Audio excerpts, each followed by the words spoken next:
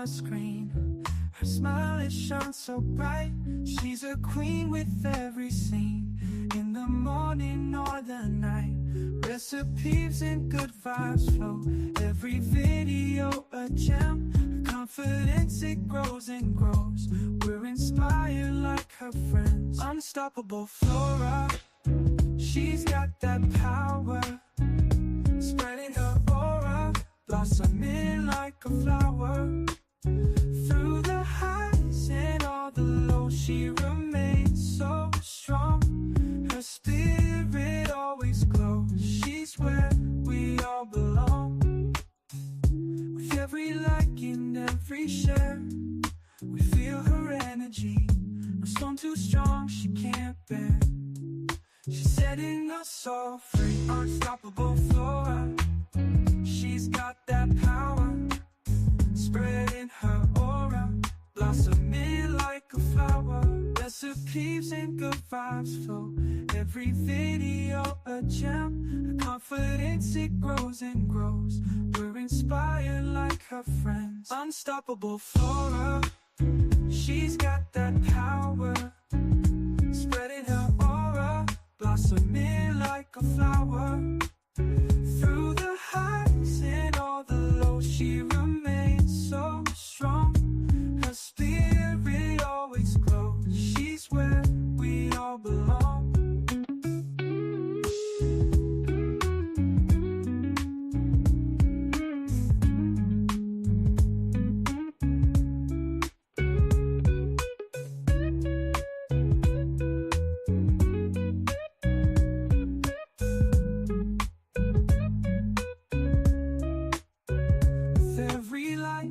Every share, we feel her energy. No storm too strong she can't bear. She's setting us all free. Unstoppable Flora, she's got that power, spreading her aura, blossoming like a flower. Through the highs and all the lows, she remains so strong. Her spirit always glows. She's where we all belong.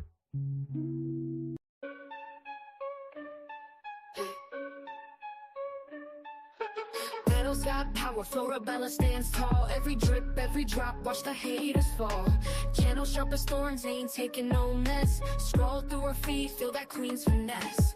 Vines tangle tight, but Flora breaks free. Roots so deep, can't mess with her tree. From the mud she rises, roses from the dirt. Every comment section she lays down hurt. Flora's anthem, blooming under pressure. Resilient, resolving, no lesser. Florabella's reign strong and relentless. Beauty in battle, queen sure defenseless. From the garden green to the concrete wall, Florabella, unstoppable nature's child. Leaves whisper secrets, she's the loudest shout. From the channel buzzing, she never backs out. Seed of strength, through seasons she grows. In the face of doubt, her spirit glows. Cameras ain't a limit, she branches out. Thorns in her crown, she wears it no doubt. Flora's anthem, blooming under pressure.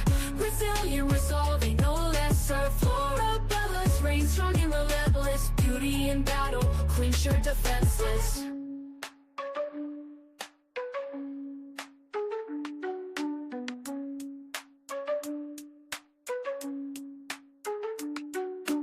Flora's anthem, blooming under pressure. Resilient, resolving, no lesser. Florabella's reign strong and relentless. Beauty in battle, queen sure defenseless.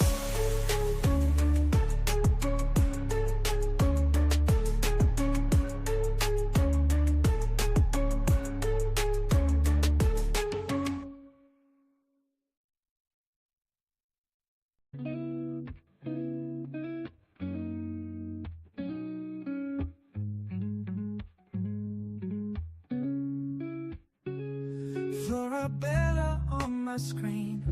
Her smile, it shines so bright. She's a queen with every scene. In the morning or the night, recipes and good vibes flow. Every video a gem. Her confidence, it grows and grows. We're inspired like her friends. Unstoppable Flora, She's got that power, spreading her aura, blossoming like a flower. Through the highs and all the lows, she remains so strong. Her spirit always glows. She's where we all belong. With every like and every share, we feel her energy. No storm too strong, she can't bear. She's setting us all free, unstoppable flora. She's got that power, spreading her aura, blossoming like a flower. Recipes and good vibes flow, every video a gem. Her confidence, it grows and grows. We're inspired like her friends. Unstoppable flora. She's got that power, spreading her aura, blossoming like a flower. Through the highs and all the lows, she remains so strong. Her spirit always glows. She's where we all belong.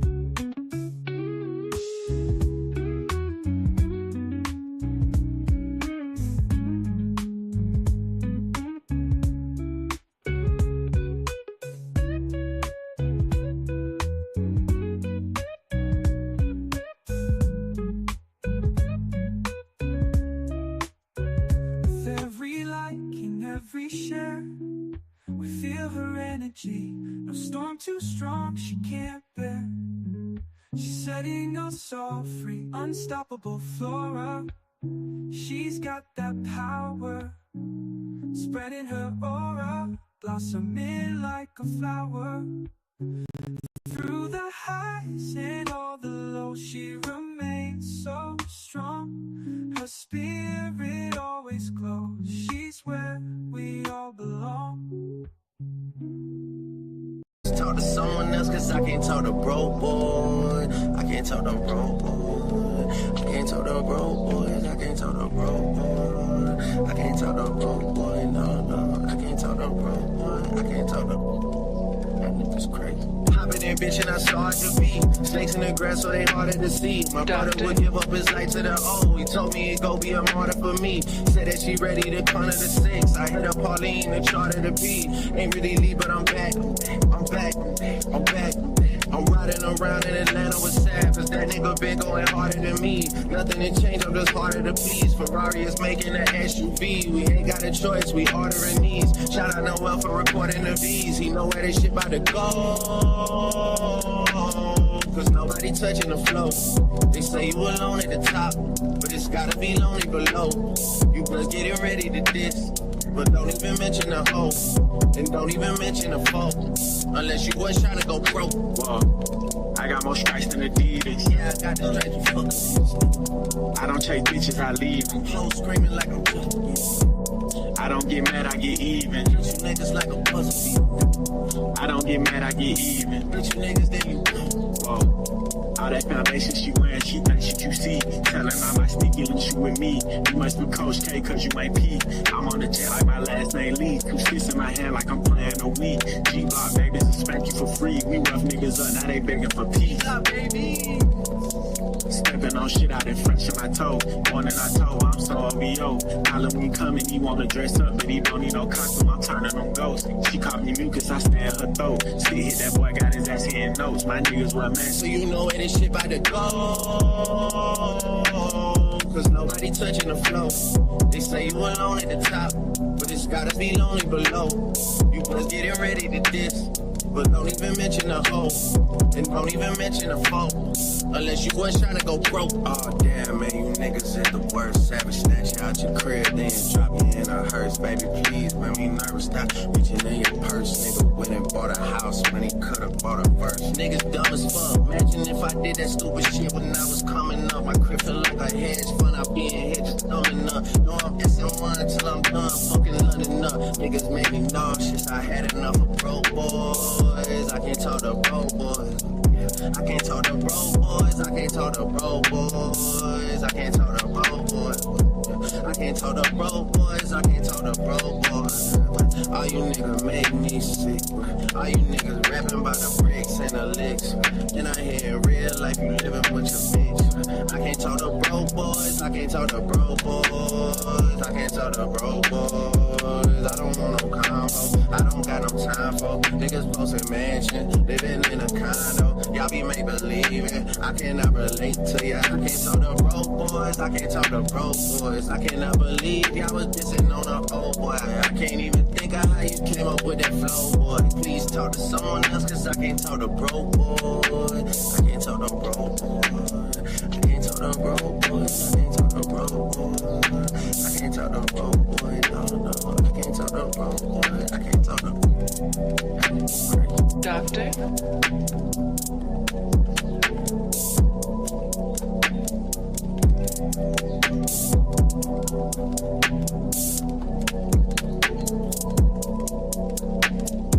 Please talk to someone else, cause I can't talk to broke boy. I can't talk to broke boy. I can't talk to broke boys. I can't talk to broke boy. I can't talk to broke boy. No, no, I can't talk to broke boy. I can't talk to. That nigga's crazy. Hopping in, bitch, and I saw it to be. Snakes in the grass, so they harder to see. My brother would give up his life to the O. He told me he'd go be a martyr for me. Said that she ready to corner the 6. I hit up Pauline and charter the P. Ain't really leave, but I'm back. I'm back. I'm back. I'm riding around in Atlanta with Sav, cause that nigga been going harder than me. Nothing to change, I'm just harder to please. Ferrari is making an SUV. We ain't got a choice, we ordering these. Shout out Noel for recording the V's. He know where this shit about to go. Cause nobody touching the flow. They say you alone at the top, but it's gotta be lonely below.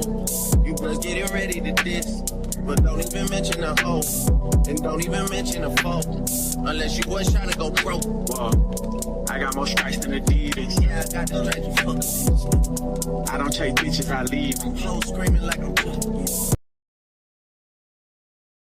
Okay, what is going on, guys? What's going on?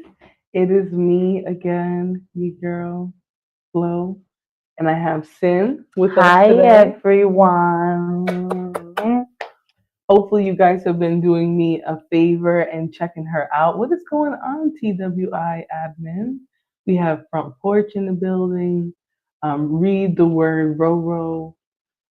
We have David M, Hassan, Black Beauty. What is going on, everybody? What's going on, beautiful people? So we are here for another episode of Battle of the Sexes. Now we're going to be here for the long haul, right? It's going to be some long form content, right? Right. That's what we're going to be doing. So we're going to be reviewing a couple of videos, including some Dr. Umar dust for you guys. Because what would it be? What kind of Saturday night would it be if we didn't do some dust with you tonight? Hey, Hannah, what's going on? Hi Hannah, my beautiful sister. Yes. So, okay, I see you. Yes. So we got some family in the building. It's gonna be a really, really good show for you guys today. So hopefully you guys are here for the long haul. Okay. So we're gonna start off. We're going to review just some little conversations because you know the topic that we're here for is Battle of the Sexes. Lana Love says, "Oh dear, not him." Well, you know, Dr. Umar is quite the conundrum. You know, he. I don't know. Do you know who that is? No. Okay. We're about to find out though. Like, you guys understand why she's a gem? She has no idea who Dr. Umar Johnson is, which is just why it's perfect. So we're gonna get into it, okay? But we're gonna start off with a video. This is by a young man, and I guess I could say that bandits and men who. Oh, okay. Thank you so much for pointing me in the right direction. Bandits and men who, you know, aren't really looking to have healthy, successful relationships will reject some of the things that he's talking about. So we're gonna first off start with this video, and the video is called "Signs He's Faking Love for You." Right? You guys are probably wondering, well, why do we need to know? You should know when a man's playing you, right? Absolutely. Like, you should know if a man is running game on you. But I really do think sometimes men go above and beyond, and they seek the highest limits of audacity so that they can, you know, women that they're interested in them. And so I think this is going to be a nice little video, right? If you guys can do us a favor and hit the like button, we're going to start off watching this one, right? All right, let's go. Any comments before we start? Let's just hear what he has to say. Yes. All right. That your man is pretending to love you. And look, if he is doing any of these three, I mean, especially the third one, but if he's doing any of them, do yourself a favor and get out of that toxic relationship. Because why would you want to be in a relationship with someone that pretends to love you but doesn't actually love you? Number one, wandering eyes. We have to touch on this again because so many girls still think that it is completely normal for their man to be walking with them and breaking his neck to check out another girl. That Okay. Did anybody think that was normal? I don't know why he thinks that anybody thought that was normal, but no, that's not a normal situation. And there's a more discreet way he can look because everybody is going to look. But breaking your neck to look, we think that's normal? No. Yeah, it's just a lack of respect for your partner, to definitely not normal. You're right. Just not normal. I think it's a lack of respect for your partner, but just imagine if I saw a fine, glistening man walk by with tattoos and muscles, looking good, and my man's right here, and I'm like, ooh, he looks delicious. Like, how disrespectful would that be? So I do think maybe he's talking about younger generations. Maybe he's talking about Asians. Is he Asian? What are you talking about? You are on something else. ASAP says, what happened to a woman's intuition when it comes to picking men? Well, what exactly is a woman's intuition? It's like, can you predict that he's about to break his neck to look at another woman? Right. I don't think it works like that, but I do think some men, though, like, they just are just like they're pigs. They don't really, they think it's in their nature to like look at everything that walks by, and they convince some women that that's normal. But I can't relate to this one because I wish right, like queens, it's not normal. We're coming here to let you know if your man is breaking his neck, like it's not normal. Yeah, but like for this one, I'm just trying to understand who the core audience is that would think that it's normal for your man to look at other women in your presence. I mean, do it whenever, like. No, not even. Don't do it anytime. Because if somebody tells me, oh, your man was up there breaking his neck in the mall, that's embarrassing. I know when I break my neck, I almost fall. Like, I'd be like. Some women who support staying in dysfunctional relationships. Yeah, I mean. That makes sense. I guess so. Make sure you guys hit the like button for us. Let's continue. Let's see what this young man's going to say. That is not the case. Guys can have enough self-control and respect, because that is disrespectful to say the least. And I'm really speaking from experience here, because like I have been with girls that I wasn't super into, and I had the wandering eyes. I looked at everything with a heartbeat walking by. But I've also had girls that I was like in love with, and you best believe my eyes were only on her. I did not see any girls around. I didn't even see girls.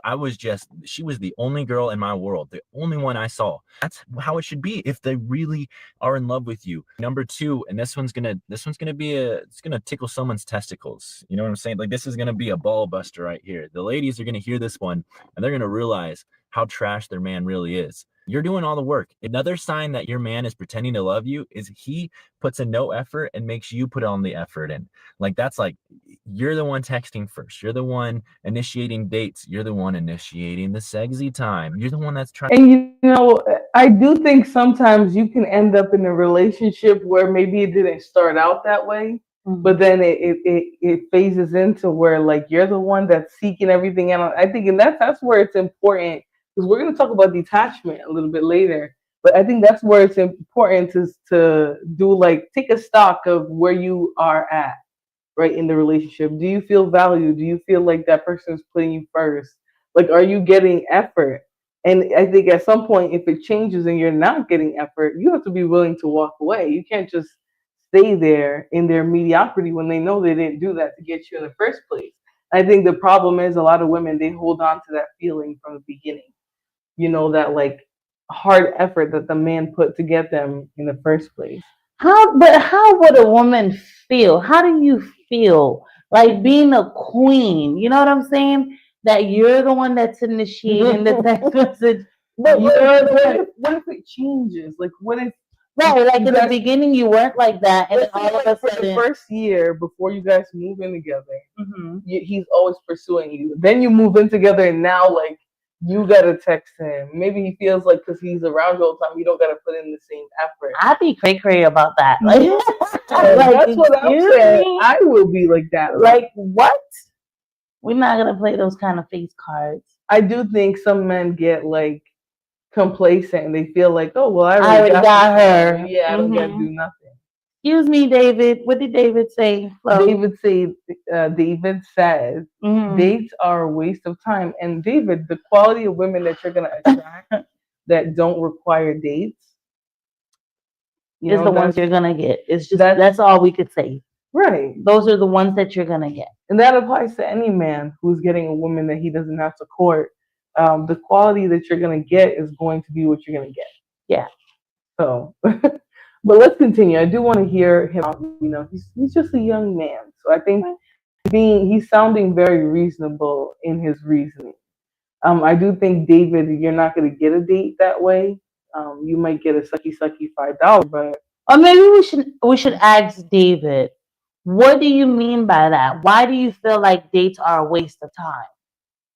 Maybe other men, maybe. I mean, this isn't therapy, just drop but it in. Yeah, but just David, if you want to tell us, David, why you feel like if she requires dates, it's not about you anymore. Oh Lord. See, this is why I don't want to waste my time. Okay, let's just listen to the video. Yes. I can't believe he just trying to get it on. And even then, they still put zero effort in or even like make you feel wanted in the slightest. And yet you're still here doing everything you can to get his attention. The man is pretending to love you. If he tells you I love you, but he puts no effort into you, he is pretending to love you. And number 3, and this one, I don't know if it's so much pretending to love as it is just the sign of a narcissist, but I want to just bring it back down because this one's serious and this one's gonna hurt. But number 3 is the lack of accountability for anything they do and then flipping it onto you. So if they do anything wrong or if you do anything wrong, it's Oh, are you guys experiencing interruptions? always your fault. And they will always Do you think they were? Was this Yeah. skipping? Can somebody in the chat let me know if it's skipping? It feels like it's skipping. Right. Oh, okay. Yeah, it looks like it is. All right, we're gonna keep it going. So make excuses and then make themselves the victim. They never take accountability for their actions. There's just obviously so much lack of love in that, but it's also where you got to be very careful because you can find yourself easily manipulated and just super lost in a toxic relationship if the guy you're with does that. 4 signs a man is pretending to love you, and don't get confused by the last one. Let's get right into it. His words doesn't match his actions. I say before, and I'm going to say it again. His words does not match his action. That is a clear way to tell if a man is pretending to love you. He's like, "Oh, baby, I love you." and that's a good point right there, right? Because I do think part of a man's like way of showing you that he actually cares about you is by making promises and keeping them, following through with it. And if he's not following through with it, then that should be enough evidence to tell you like he really doesn't care. Because he'll really just tell you anything. Um, Black Beauty says, this is my friend Sylvia. Hi, Black Beauty. How are you? Mwah. Yeah. Thank you for the compliment. Yes, she's a whole ball of fun. And actually, when I told her what I do, like on YouTube, she was like, "I love that," and I was like, "That's great." And so she's gonna be doing content with me more. ASAP says, "Women call themselves queens, but the majority of them are just court jesters." No, I'm gonna take a page out of your book. Mhm. Why do you say women are majority court jesters? What makes you believe that? Is it your experience? Maybe you're attracting court jester women? I love it for I'm just I asking. know it's conversation because it's like so crazy that you would even come on here and say that. Yeah, Okay. but let's hear some more from this dark skinned Odell Beckham. You know, I You like so it. much. I want to be there for you. You're my everything. But then go do something else. Like, how clear can it be? It's obvious that he doesn't really love you. If a man love you, his words will match his actions. His words would be powerful. It's not just going to be a bunch of bullshit that's just spreading all over the place. Believe me when I tell you that. Number two, he doesn't open up to you. If a man truly love you, his heart will open up to you. You're not going to be this huge giant wall blocking. Nobody trying to climb that wall. Like, it'll be easy. He will just open up to you. Baby, you know, you will know. Okay? Number three, he pretends to love you. He never apologizes. A man who truly loves you will apologize when he's wrong, take accountability for his actions, and come up with solutions so he doesn't make that mistake again. And that's the biggest part of it, right? If he really wants to be with you, if he really cares, he is going to take those steps to change any behavior that he thinks is causing a problem. If he feels like, maybe you having a bad attitude, or maybe he thinks he will change that. He will work on it and be like, hey, I think I need to work on my attitude. Or he'll be like, hey, maybe I'm a little uncomfortable with your attitude. If you work on yours, I'll work on mine. Like he'll be trying to compromise so that you guys can stay together versus just being like, oh, I don't give a F for it. Right. You know what I mean? I feel like when guys say like they don't care or they don't give a F, they're really Or telling you. if they're not emotionally there. Yeah. And you have to understand, like for me, what I had to understand was there's a lot of gracefully broken men out there that comes with so much trauma. Like I'm going to say that sometimes they're a little bit more emotionally disconnected than they should be. Yeah. But it's only because they don't know how to be. So you have to also be able to recognize that part too, whether that person is completely emotionally disconnected or partly emotionally disconnected. Does that make sense? Yeah. You see what I'm saying? Yeah. For me, it's just like I feel like as an adult woman, who's almost in my 30s, right? Months away. I think that we should be able to meet men that we don't have to like build up. And I'm not saying like it can't be a man who's going through something, but if he doesn't even like know how to acquire the functional skills To to be be in a a good partner, relationship, yeah. yeah, then like he's just not suitable for It's dating, at this age, he's not suitable for dating. Yeah. Like if we were at 19, 20 years old trying to figure out together, that's one thing. But at our age right now, if a man is not suitable for dating, if you're not emotionally here, if you're not financially somewhat stable, if you don't have an idea of how to say sorry, if you don't have an idea how to hold yourself accountable for situations, how to treat somebody with like, respect, consideration, respect, consistency. Yeah, showing like consistent interest and admiration for. And it goes both ways. Like sometimes men think when you're saying you want like constant like showing that they're attracted and they want to be with you, because no woman wants to be thinking like, oh, does he actually like want to be with me still? I'm They wanna confused. Am I in a like- relationship or am I not in a relationship? Right, like Yeah. as a woman, you want to know like he's thinking about you. He's not Right. like, oh, ooh, when's The as constant soon as you walk away, oh, the next booty that pops Right. up. He's like, The biggest thing is that women need constant reassurance, and men nowadays are saying we don't like that. We don't like that you need constant reassurance. But you know men what? actually need constant reassurance too. That's true. But theirs are in different, more subtle ways, right? They want you to affirm their masculinity, their leadership by following them, even if they're taking That's you to hell. true. That's a good point, Flo. Yeah, because they constantly want you to be the follower. They constantly want to let you allow them to be the leader. Right. That's reassurance. In all English, that is reassurance in a different way. Yeah. Yeah, you're Just right. like women seek reassurance by having the man like you know what I mean, praise her femininity and things like that. ASAP. David M says weak men need constant reassurance. I just think, David, that you guys have a different I understanding of it, because it's needing a woman to follow your leadership for you to feel like a man, like all of that all is part of Reassurance. yeah. It's just for you guys, it's different in that like you don't see it that way, but that's what it is. That's what you're seeking. You need her to follow you as a woman. That's called reassurance. Yeah. Flo made a really good point. I'm sorry, David, if you don't like it, but that's the truth. That's your form. That's a man's form of reassurance. Oh, JDM Beats had a whole lot to say, Flora. He said, in my 20s, I was a menace. My dad and grandpa were both players. I broke that mold. Now I'm learning and loving myself. I'm ready to find a nice woman to spend time with.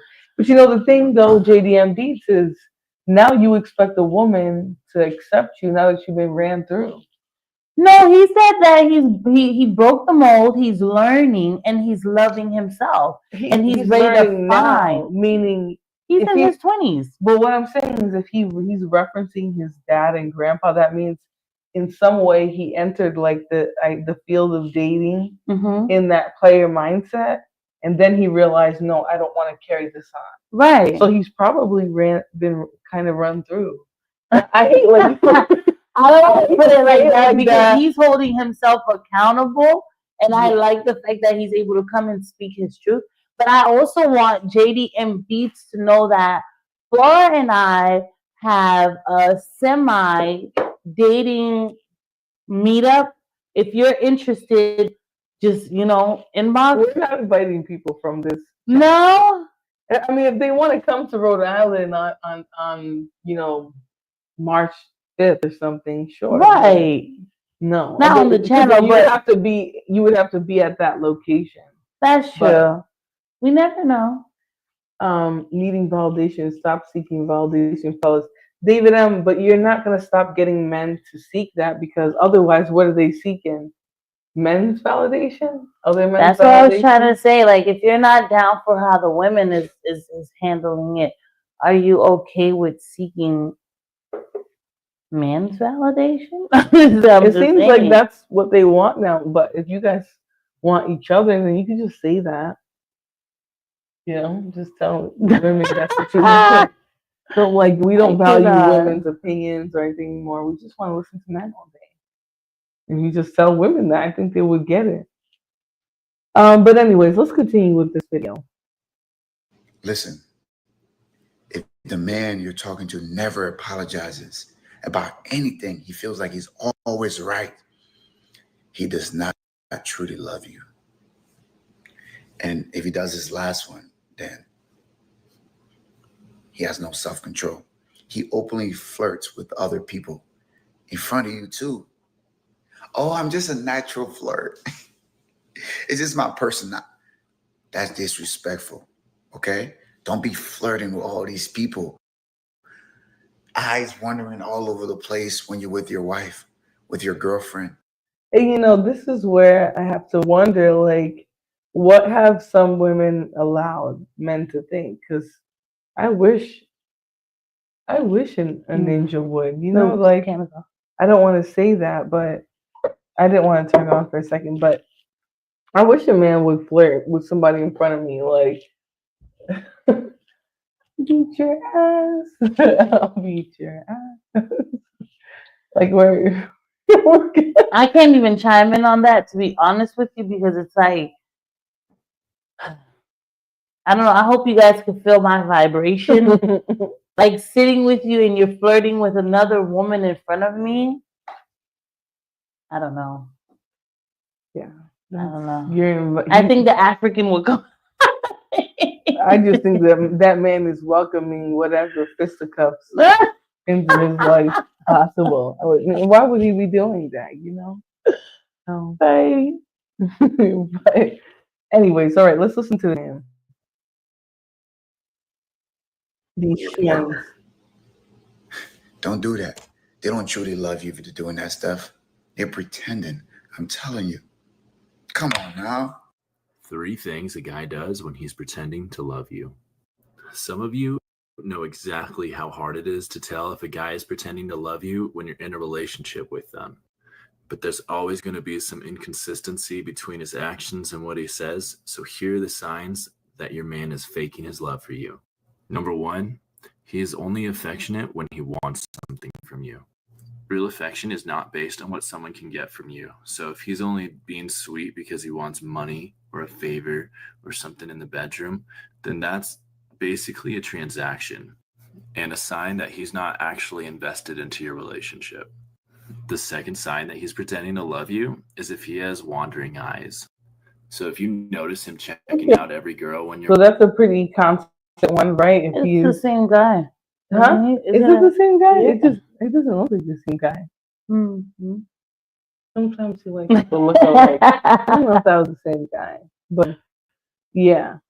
Yeah, it's straight disrespect. We do it because our ego, it boosts our confidence. It's basically telling your woman, you see how lucky you are. I could easily get another.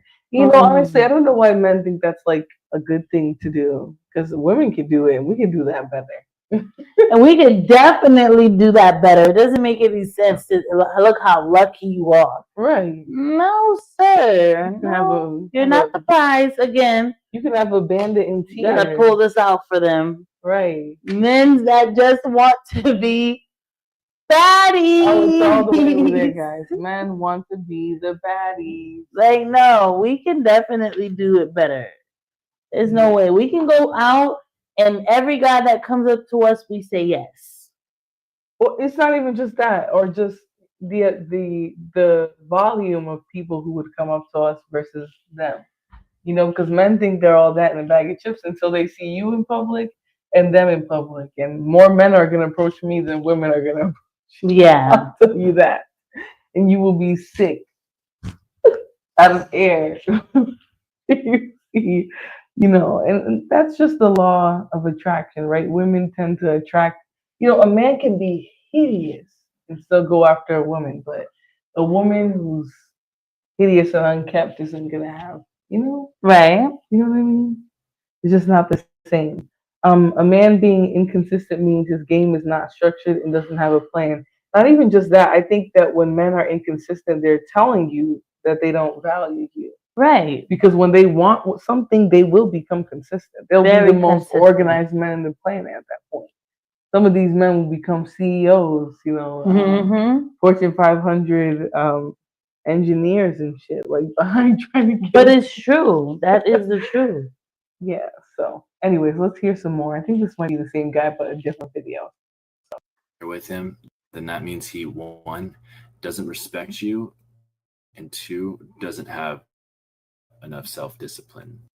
And the third sign that he's pretending to love you is he does not prioritize you or your needs. He might claim that he loves you through his words, but his actions and what he does for you definitely reflect the opposite. So if you see these signs or you see the gaps in between his words and his behaviors and it's not adding up, then that means he does not really love you. I have 6 subtle signs that he's faking his love for you, okay? That a man is faking their love for you, all right? So number 1 is excessive PDA. What's PDA? Public displays of affection. They're doing too much. They're overdoing it. They're all over you. They're smothering you, all right? It's excessive. It's not subtle. It's not genuine. It's an act and it's not real. It's not authentic, okay? That's number 1. Number 2, there are no special moments. If a man loves a woman, he plans special moments in her life every chance he gets. Sometimes some men, like myself, or there are many other men out there, they'll do it every day. Every day is a special moment with his woman, all right? And he let her know from the gate that you're special to me, so I'm creating a special moment. That's number 2. Number 3, there are no serious discussions. Hear me, this is utterly dangerous, yet utterly important. If it's being done, you need to understand a serious discussion has to happen all the time between you two, because if you're serious about each other, the discussions need to be serious. An example, future planning. How do you feel? What am I doing? What am I not doing? Etc. There are no serious discussions. All right. That's number 3. Number 4, it's a power game. A power game. Narcissism 101. He want to take power, abuse power, manipulate power. It's a power struggle for him.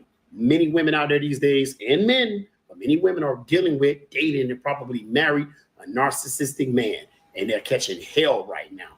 Got to be careful with that. All right. That's number 4. 1, 2, 3, 4. Yeah. Number 5. You don't know much about each other. Okay.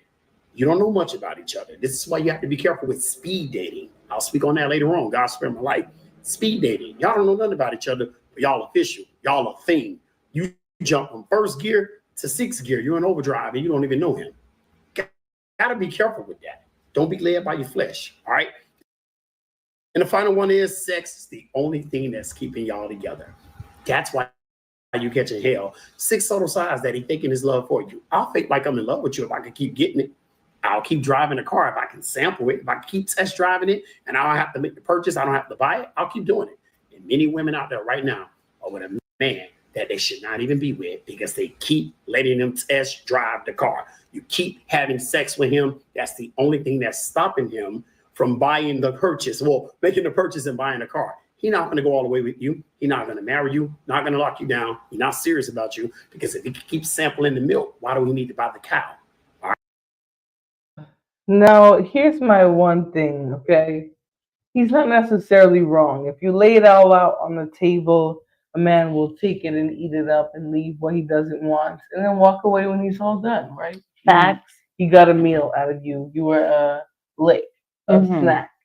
But I do think when you meet the right man, sometimes things will appear more like it will appear like you're giving too much. So I think it's like these conversations where we're trying to distinguish between men who are trying to hit a lick versus men who actually want you. It's like it's kind of a nasty way to be, don't you think?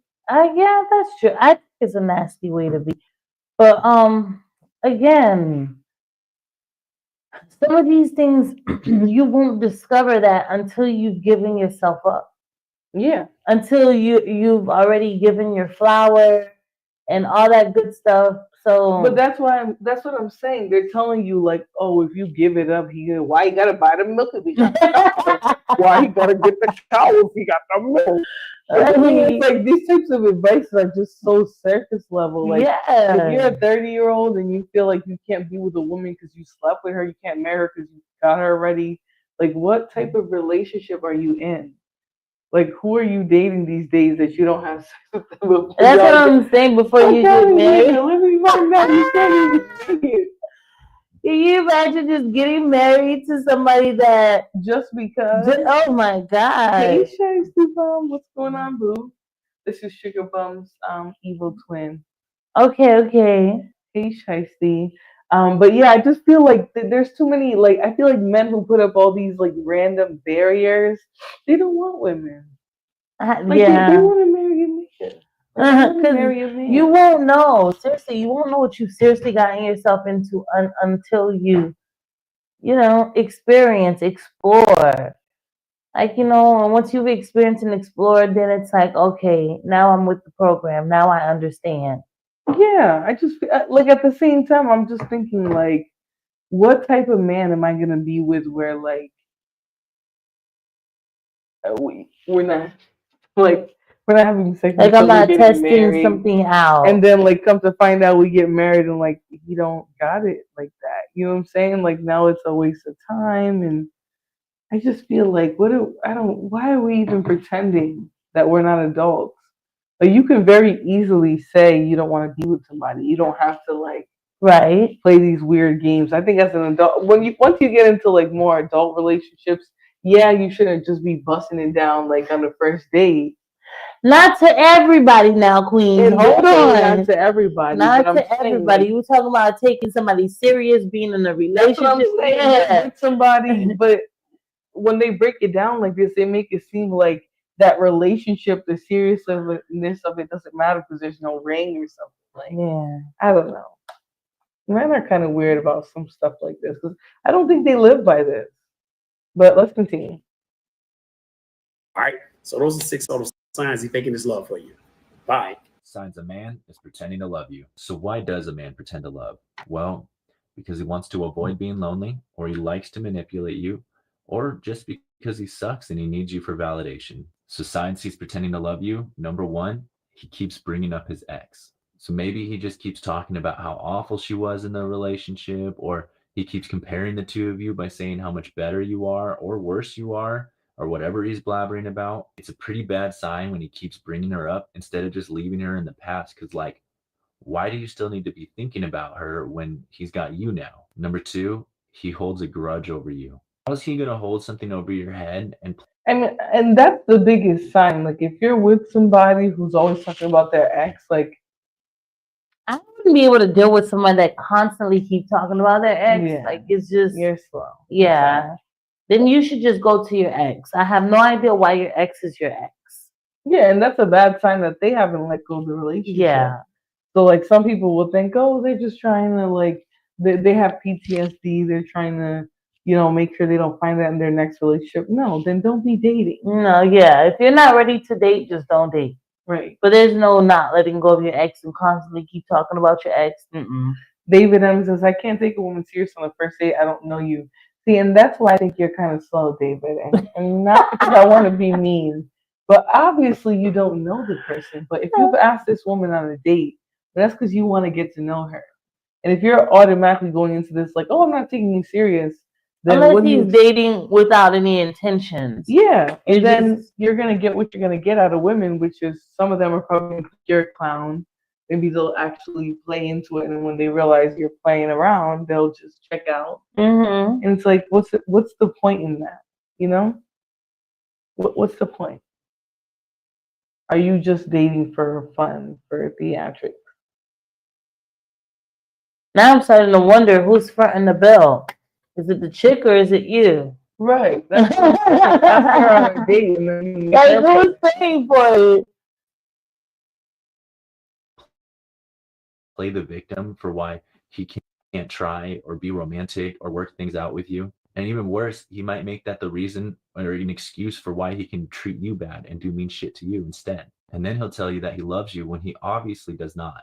And number three, he is intentionally picking fights with you all the time. So if your boy just starts blowing up on you over like eating the last half of his sandwich or making the wrong turn or putting pineapple on pizza where it absolutely belongs, that's when you know it's time to go and that he stopped loving you. 3 signs a man is pretending to love a woman, part 2. But Jake, why would a man ever pretend to love a woman? It just comes down to the reason he pretends to love you is because he is using you. And here are the signs that he is pretending to love you. Sign number 1 that your man is pretending to love you is that he's got the wandering eye, meaning he's checking out every girl that walks by. And that kind of behavior is honestly just disrespectful because if he doesn't... Can you guys hear me? Well, all of them are saying the same thing about the wandering eyes. If a man loves you, he's not going to be looking all over at every quote unquote baddie, right? Because I do think baddie is subjective anyway. So if he's looking at every woman that walks in, then he has like zero respect for you. None. And just like I said, if you see, as a woman, you see an attractive man, then you're like, ooh, he looked delicious, like right in front of you. How is he gonna feel? Right. There's no respect there. And I would be the first one to admit that means you have no respect. So you're worth having a little self-control in the little things. What makes you think he's going to have self-control for bigger issues down the road? And sign number 2 that your man is pretending to love you is that when it's business time, when it's time to get down and dirty, get a little freaky, well, he views it as a chore and not something that he's excited to do. Like, it's just something to like check off the list to make you happy and whatever, so you stop complaining, but he doesn't initiate it. He isn't into it, and you can feel the disconnect start to happen in the bedroom. And sign number 3, he takes no accountability for anything going on in the relationship that's bad. Like, he would rather just chalk it off as, well, I only did this, or I made this mistake, or I everything's all messed up because of your bad attitude. And he doesn't actually, he's not a leader. He's not owning up to his own mistakes. So that's a big sign that your man is pretending to love you. 3 signs your man is faking his love in the relationship. Number 1, he's got the wandering eyes, checking out girls even when he's with you. Now this is a respect thing. This is a lack of self-control thing. This is a I don't have eyes just for my woman thing. And before you say it's impossible not to look, I get it. I've been there as a guy from a guy's perspective. I've been with girls in the past that I wasn't truly in love with, and I looked, I had wandering eyes, but I was So these guys are talking to men. So that's their core audience. I was trying to figure out like who can they possibly be trying to talk to right now with this, some of this, right? Are they talking to women? Are they giving dating advice? Oh, the camera's on. Sorry. I noticed you going and I was like, oh wait, the camera's back. It's just Welch's, people. But I don't know. I just, for me, I feel like if you're not into someone, just don't be into the person. There's no reason to waste anybody's time. we're too grown for like that. seriously, Just tell someone, hey, like you're really you're just good not at, it. right. Like, You're not it. I like you for intercourse and nothing else. Nothing else. Don't waste your time. And I'm gonna take the moment right now. All the people that probably thought they were it for me, you're not it. You're not it.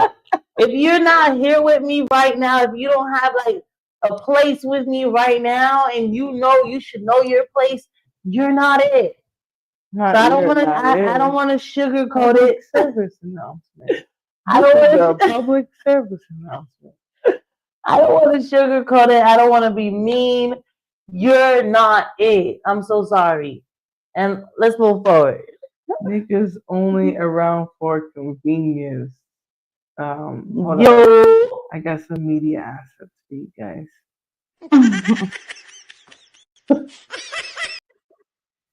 Okay. All right. Let's go to this video. was also with somebody before that I really, really was in love with, and I only had eyes for her. So it's not impossible. It's hard, but it's not impossible. Number two, they only act all loving with you when they're around family. This is because he just wants to keep everybody happy. His family might like you, your family might like him. And so he's trying to put on a show. But right before you saw them, he was being a jerk. Right after, he was being a jerk. So if he's only loving you for show, that is a sign that he is faking his love for you. And number three, his algorithm is full of half-naked girls. He's just scrolling through on the feed, just looking at all these girls, all these random girls, and you're having to share his attention with all these strangers. And that's not fair to you. And let me just tell you something. There is a pathology to the men that they have a bunch of asses and titties all over their timeline. You know, there's something very incel about that. You know, very beta male, very like Very beta. Yeah, very beta. Giving.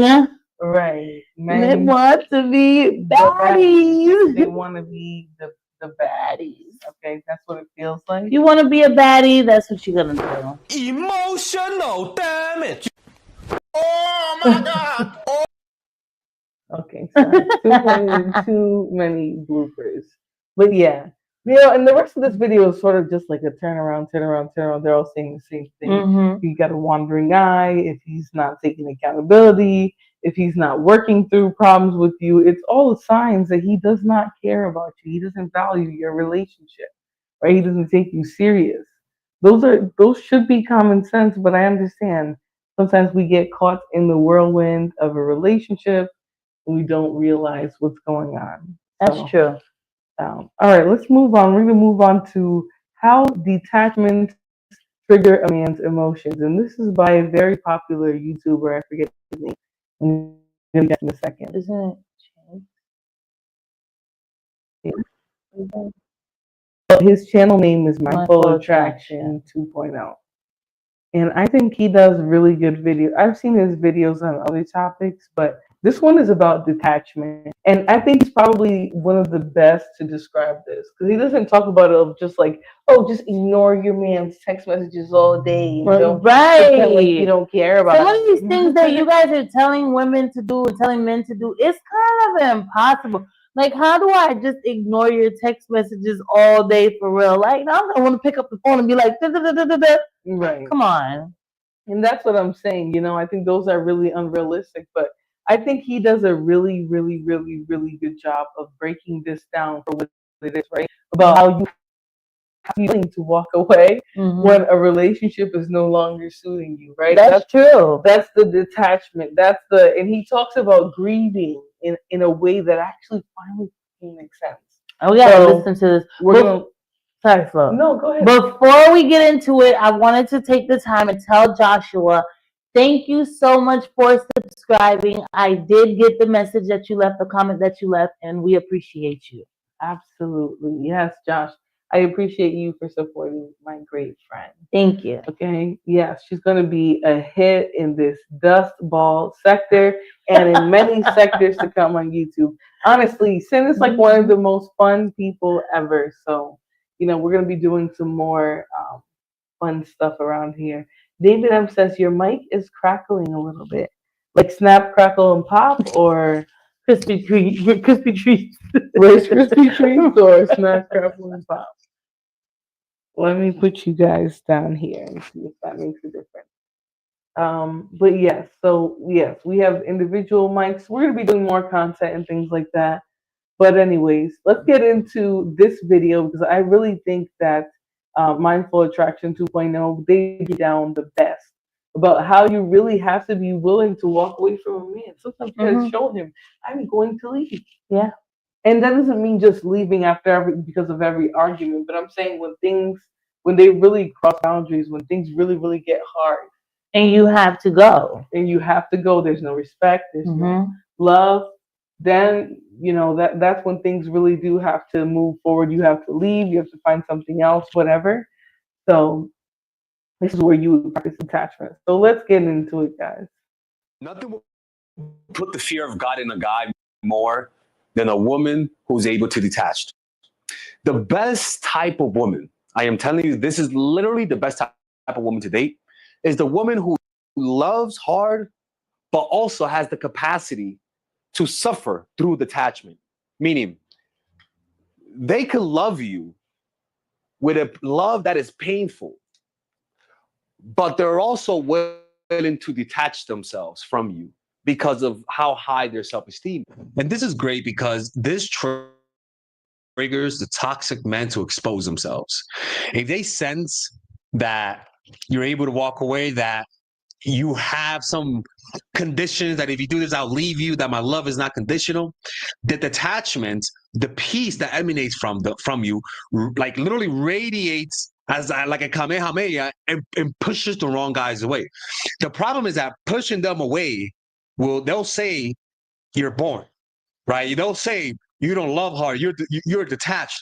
When in reality, they want you to get attached quickly and not be able to walk away to control you. And don't forget, we're having 50% off all of our courses using the coupon code BLACK. And if you guys want to be able to apply these strategies and talk to me on the phone about your situation, click on the description down below where it says work with Father Alex, and using the coupon code BLACK, you can get 20% off my coaching calls. Let's continue with the video. That to me is the perfect middle ground. And to put it into more preciseness, it boils down to this concept.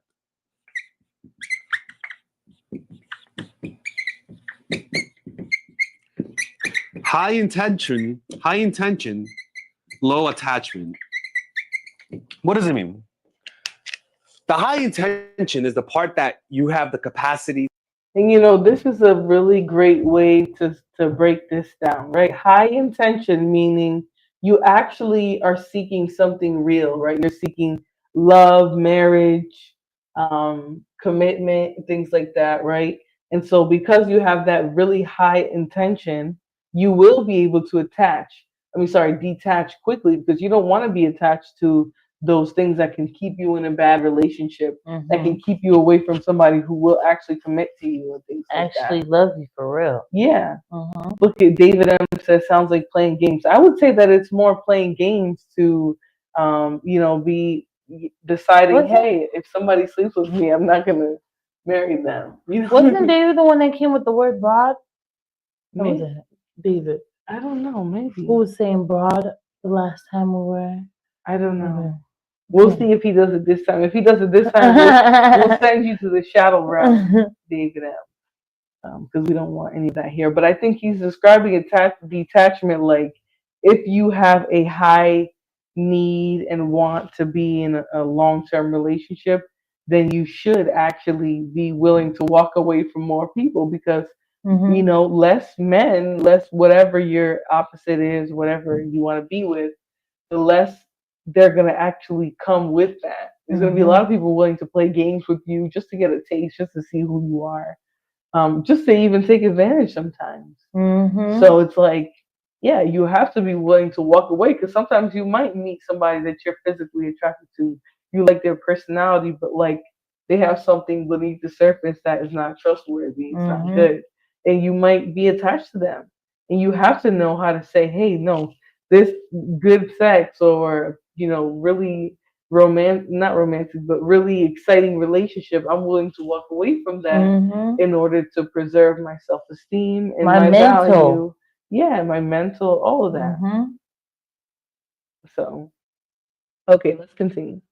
Any thoughts? Any other thoughts? No, we can continue listening. To be attached. You have the capacity to love.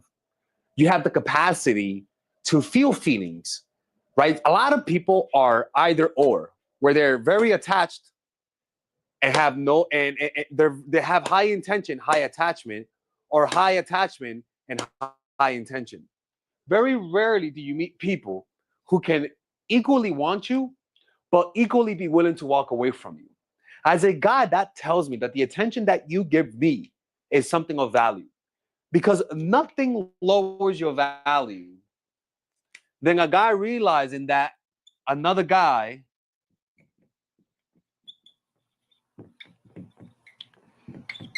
lower your value. Reputation matters. And if they know that you begged, that you cried, that you acted pathetically, the attention that you give me is not going to feel that well. Honestly, like I remember this girl who kept telling me that every guy that was with her cheated on her and left her.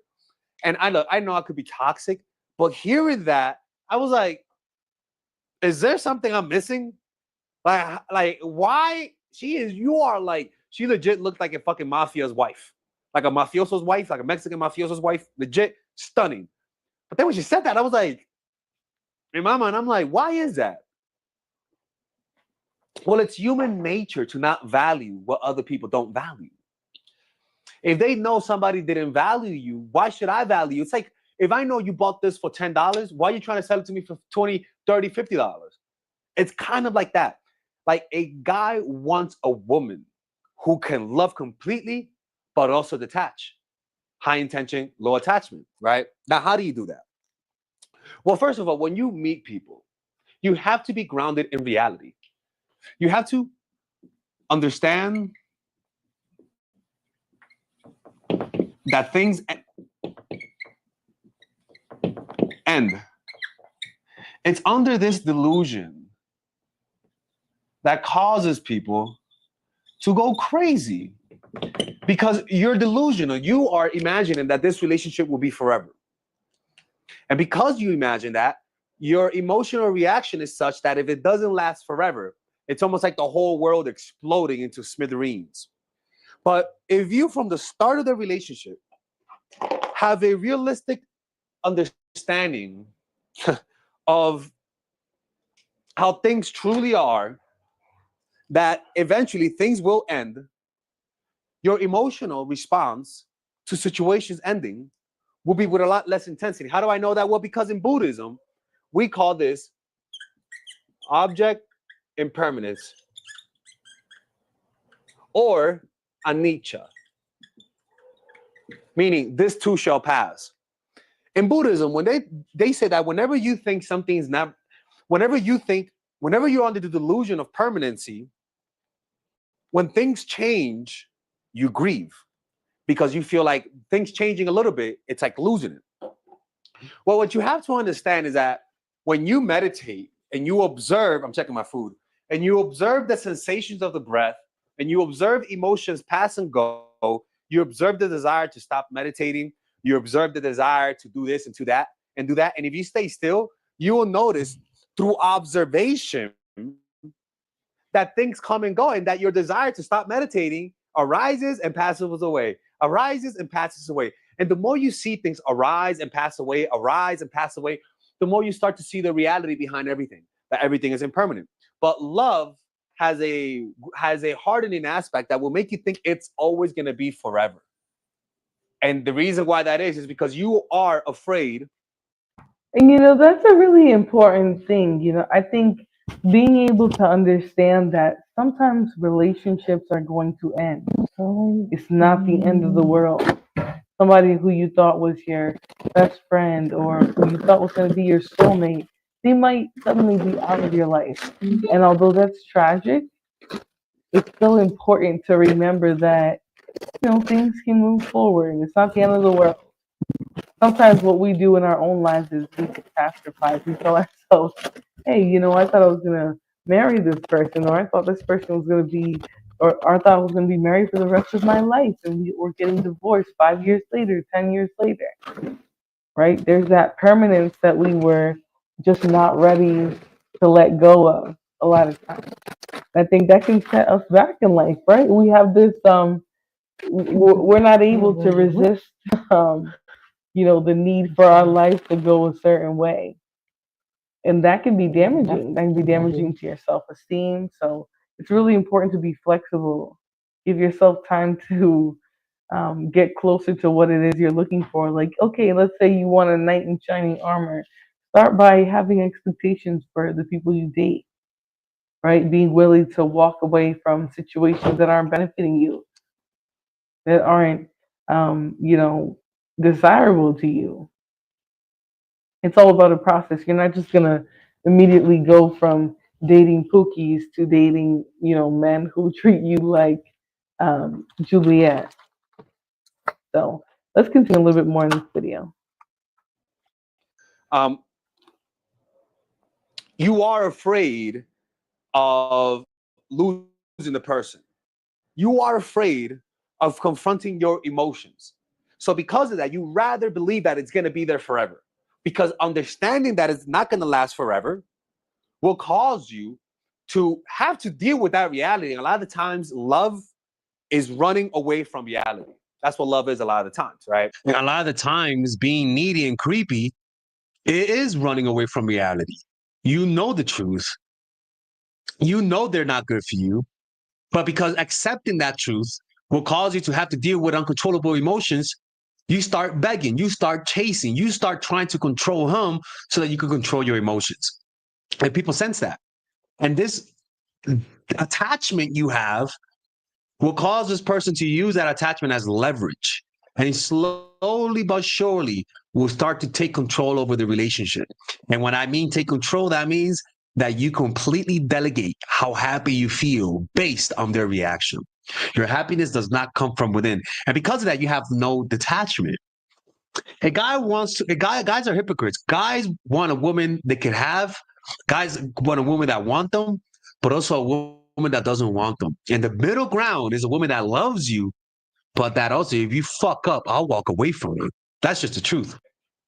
So we have understanding that things will not last forever. So from the beginning, you have to understand that and prepare yourself for the inevitable, right? That's why with Buddhism, in Buddhism, you learn to die, right? This is actually very interesting.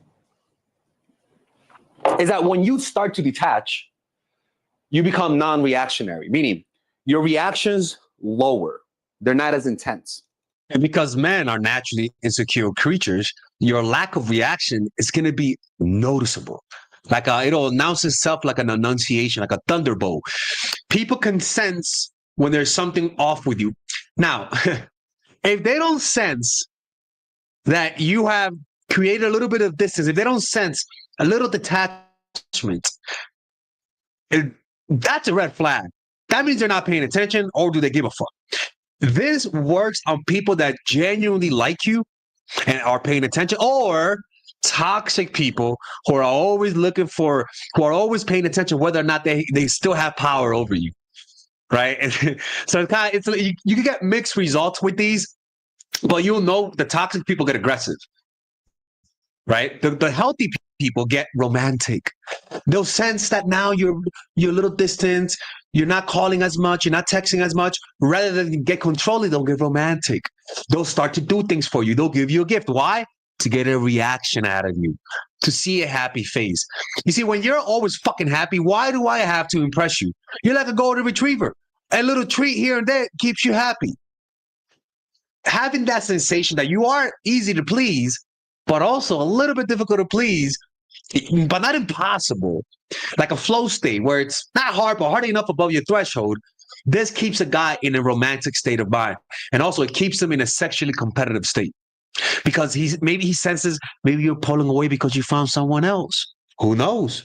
Maybe you're a little distant because of me, because of something that I did. A genuinely nice guy would try to find out what's wrong and start acting more romantic. And as long as you reward his behavior, it's not a bad thing. The difference is that toxic people will get aggressive. An opaque wall between you and them.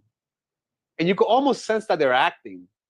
But the truth is that when people like you, they show different nonverbal cues. They show more emotions, right? And what happens is that we backward rationalize that people who are very expressive, like not expressive in terms of charisma, but who express anxiety through the twitchiness, the movement, the subtle little quick intense reactions, we just don't respect. And when you genuinely detach, it's the craziest thing. This is honestly a psychological thing. When you genuinely detach in your mind, literally everything changes. Imagine this. Imagine you're fighting someone and you're scared to die. Okay. Now imagine that same opponent fighting you, but now you're not afraid to die. Now you're fighting to keep your family alive. Do you think there's going to be a difference? There is going to be a difference. The difference is that now you're not afraid. You are detached. You're not afraid of suffering. You're not afraid of feeling pain. Sorry, the dog is here. You're not afraid. You're not afraid of suffering. You're not afraid of experiencing pain. And so because of that, you become fearless. You become strong. And it's almost like old people, when they get old, they start talking shit. They don't give a fuck, right? There was this one guy, I saw a video on YouTube where he was like, do you think black people are lazy? And he was like, yeah, of course, they're all lazy. He was crazy. He was like racist, but he was so blatant and so honest about his racism. He just didn't give a fuck that when you read the comment section, black people are like, I like him. He's invited to the cookout, right? Detachment has a quality that causes people to respect you more, causes people to want to be around you more because they know you're not filtered. They know you're genuine, right? And so that's one thing. Now, the next thing is that it causes a guy to chase more, right? Guys want you to want them, right? You know, as much as I believe in all this like science behind it, I do think that like a guy's gonna chase who he wants to chase. Yeah, I mean, it sounds good, no lie. It all sounds really good. However,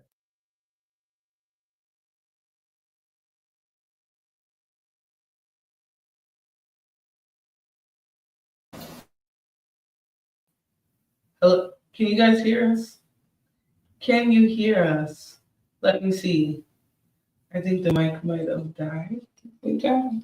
No, mine is still on. Hold on. Can you guys hear the audio? Let me know if you guys can hear. Yeah, it says. Look, right? Mm-hmm. Oh, no, it's on webcam now. Yeah, so that is webcam. Oh, it's supposed to be this thing. Mm-hmm. And it must have died. Okay, guys. Away. I don't know. Okay, you guys can hear. Okay. You can hear. All right, sorry. I just wanted to make sure because it was saying audio disconnected. Um, but yes, I think for the most part, like you shouldn't. I think if a man wants to be with you, he's gonna do what he needs. I think sometimes people will try to use the word chasing you like literally, like, oh, you don't want to be with him, you're running away. But that's not really what it means. It means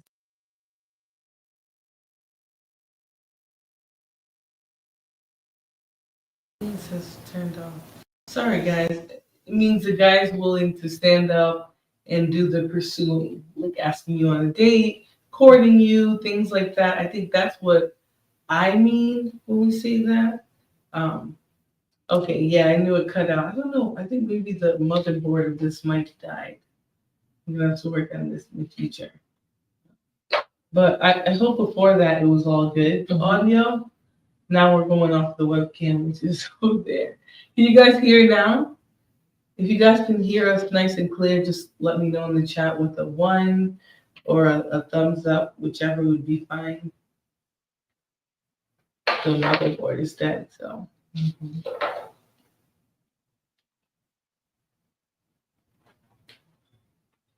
Okay, yes, you guys hear. All right, perfect. Thank you so much. Joshua put a 1. That's a good one. Yeah, yes. I forgot to double check that the things were fully charged. I think the mics weren't fully charged. They were charged until just now, which was like an hour and 20 minutes, which is good. And it's so crazy. Like, why do I have to play those games? Like, I'm gonna show you that I'm gonna detach from you, even though I'm crazy in love with you. I'm still just gonna show you that I'm willing to detach from you. I'm willing to say fuck you. I'm gonna leave you in case if anything happens. Da da da. Why do we have to waste all that energy? Because I think sometimes men or people in general, like if it's something that's too accessible, they're gonna feel like, well, I can have it at any moment, so I don't have to prioritize her. I don't have to do the right things to keep her, especially her feeling comfortable and feeling like she has a place in the relationship. I think a lot of it depends on that too. What do you think? I don't know. I just really don't want to play those games. We either rock or no, we're not. Right? They want you to want them. Or better yet, they want you to need them. Right? And so, what are the easiest tricks to really fuck with a guy and not go to hell? Is to show him that you're able to recover from pain. That you're able to feel, to be attached to something and walk away from it. When you don't give that impression to someone, they don't have a reason to win you over. It's like Democratic, what do you call it? Democrat politicians in the United States. Unfortunately for my brothers and sisters, my black brothers and sisters, they don't cater to them because they know they're all going to vote for them, right? They cater more to independent voters, right? Independent voters are ones that are not either or. And because you're an independent voter, they have to work a little bit harder to convince you. Because why? You are detached. There's more effort. They can't read your mind exactly. When you are detached, when you are completely attached and unwilling and not having the emotional capacity to walk away, there's a certain level of fear, a certain level of insecurity that you show at the thought of losing the person, right? Now, I'm not telling you guys to be a bunch of Terminators. So I hear all of that, right? And I don't know if there's anybody like that, like me out there, but I'm one of those people. Once you showed me for such a period of time that you can get rid of me or you can replace me or you have no emotional attachment to me, that doesn't make me want you more. You see what I'm saying? At some point, I'm going to snap out of it and just, all right, I get what I get out of you for right now until you're replaced by something else that I'm into. You see what I'm saying? So what happens when the guy snaps out of the game that you're playing, that emotional game that you're playing? Well, like, I don't think it's an emotional game, right? Because I think people are perceiving it as like, oh, you're willing to walk away. But I think the fact of the matter is, if you make it clear that you want somebody let's say for a long-term relationship, you want to have a family and kids, and they keep playing around with you, like they just want some booty, right? Mm-hmm. At that point, they're playing a game, right? They know exactly what it really is with you, and they're still choosing to approach you like that. What 80s said? He said if you're playing that detached game, peace, because if one foot emotionally, but I don't think that means one foot is emotionally out the door. But I do think people don't understand if you don't meet a standard for somebody, they have every right to walk away. Right, that's fine, but not playing emotional games though. I You don't see what think I'm that's, saying? but how's that a game? Just tell me. Because the reason why it turns into a game is like I know my actions, my behavior is going to trigger something inside of my partner. Because I want my partner to behave or act a certain type of way, excuse me, I'm going to behave like this so I can trigger this person to make them behave like that. That's a game because I'm intentionally doing it to you. You see where I'm coming from? Like I'm intentionally fucking with your brain. Like I'm gonna make you do this, so I'm pushing you to the right because I know I want you to go right. Well, I think what David says here, he says free will, and I think that's a fact, right? If I say to you that I want a man who's willing to take care of me, pay my bills, keep me in the highest, the latest fashion, newest cars, right? You could say it's a game for me to walk away if you can't do that. But at the end of the day, if it's my standard that that's what I want, then it would be dumb of me to sit there and take less than that when I already said my standard was just what I said. And right, I get what you're saying, but I think to some degree, when somebody tells you who they are, you have to believe them. So if they tell you, hey, I'm a person who values a man who will take care of me, will pay my bills, and keep me up. Right. No, but there's nothing wrong with it. If you come to the table and you say, hey, you know what? I want a woman who's gonna cook for me. I want a woman who's gonna clean for me. I want a woman who's gonna make love to me whenever I want. That's your expectation of the woman that you're with, which is absolutely fine. But the minute that you recognize that I am not fulfilling those expectations, don't try to start playing mind games with me to make me want to fulfill those expectations. Just politely leave. But I'm going to tell you this right here, right? Because Honest Love said it was easy for me to detach, but I was always kind of respectful. I wouldn't be trampled on, though. I would leave immediately. And I think that's what it's about. It's not about like, oh, I have one foot out the door. I think it's about if you start to disrespect me, which is for example, let's say for me, it's a deal breaker for a man to ever call me a bitch, right? Mm-hmm. He calls me a bitch, I leave.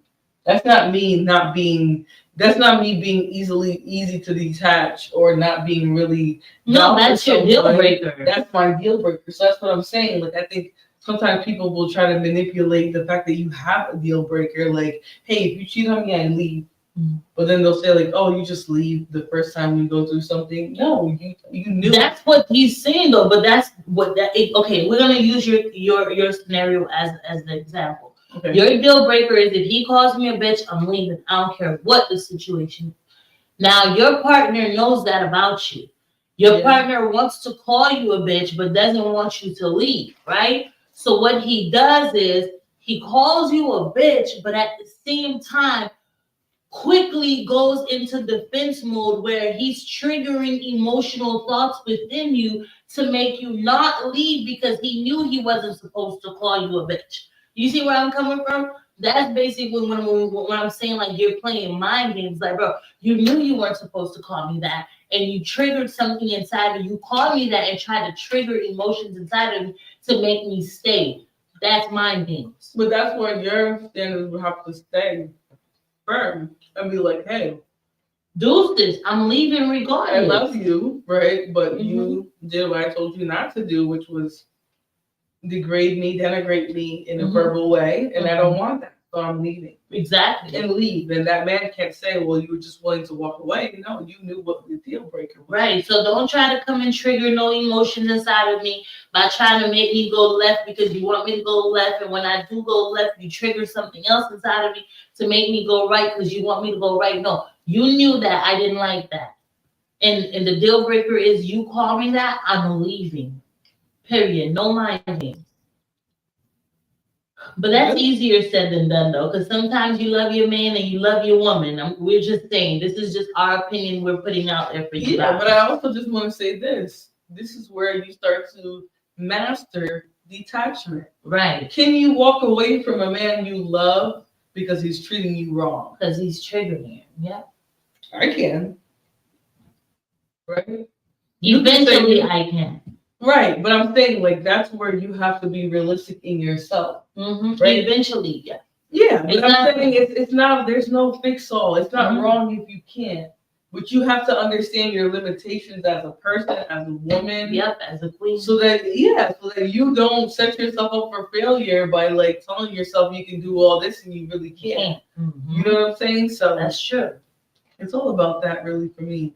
But let's listen to a little bit more from detachment and then we're gonna move on to the next video. The next and last video that I have planned is Dr. Umar to the that's second Umar most, Johnson, yes. Okay. Him and the second most toxic man in America, Nick Cannon. Yeah. We're gonna listen to the two of them dingbats talk. And then we're gonna go and do some fun stuff like go on other things. Right. We're not gonna give it to you guys right now. You just gotta stay tuned to see the one later on. Yes, and we're gonna have a live conversation. A live. Being super obvious, but it's gonna be fun. All right, so stick around. Let's listen to more about detachment and how that triggers a man to chase. Right? He says emotions, but really it's to chase. I'm telling you guys to put the fear of God in guys. Us guys, we take things for granted. And if you don't show us how to appreciate you through how you pull away, through how you punish us when we disrespect you, we're naturally going to go in the route of monopolizing you, trying to get you to completely love us, trying to get you to completely obsess with us, and almost make it an unbalanced type of relationship. It's up to you to make it balanced. If you don't show a guy you're willing to walk away, he's not going to make the effort to make it balanced, right? But if you show a guy that you're willing to walk away, you'll notice that guys just put more effort, or they don't like the fact that you stand up to them, so they walk away. Detachment has a quality of only keeping guys that are healthy for you. Toxic guys that want complete control will not want to be with you. They'll run away, people. They'll run away from you because what they're after is power. What they're after is control over someone. And this is not the type of control. They want someone who's completely dependent on them. And it's not that, it's not that you are completely dependent, because you are at the same time. But like I said, you're able to walk away, ladies and gentlemen. Yeah, that's right. Anyways, hopefully you guys enjoyed this video. Remember, it makes them think that you're never going to leave, and God just cannot respect that. They see you as a doormat. You got to be able to develop high intention, low attachment. As much as women try to act like men want a woman who's just 100% cooperative, no, they don't want a damn doormat. We need a bell. Bing, bing, bing, bing, bing, bing, bing. Listen, let me see if we, I'm purposeful, but here, we're playing back on. Let me see if I got a sound effect for that. I don't think I do. Bing, bing, bing, bing, bing, bing, bing.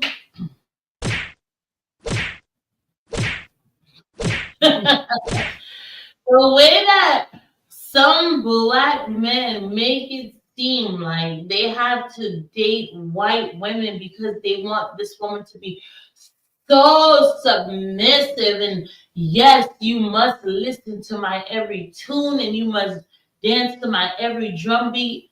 This gentleman right here is saying complete opposite of that. He's saying he doesn't want a woman that's going to lick his genitals like 24/7. Don't allow him to breathe. He's saying to give men space. That's different. Correct.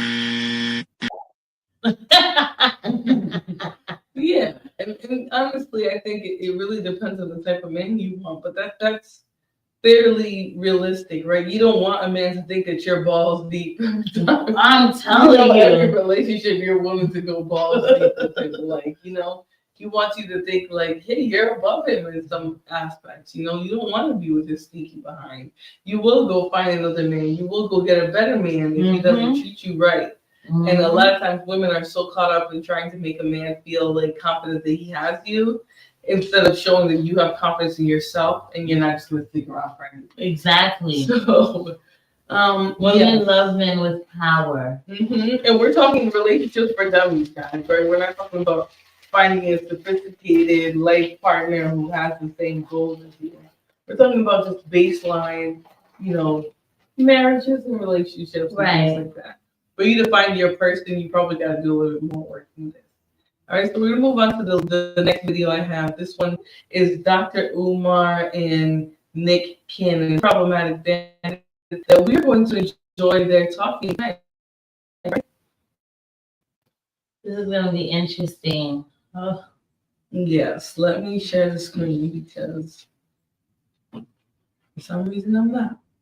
But, these is a self-admitted, he's diagnosed, but he's a like the world he was a narcissist.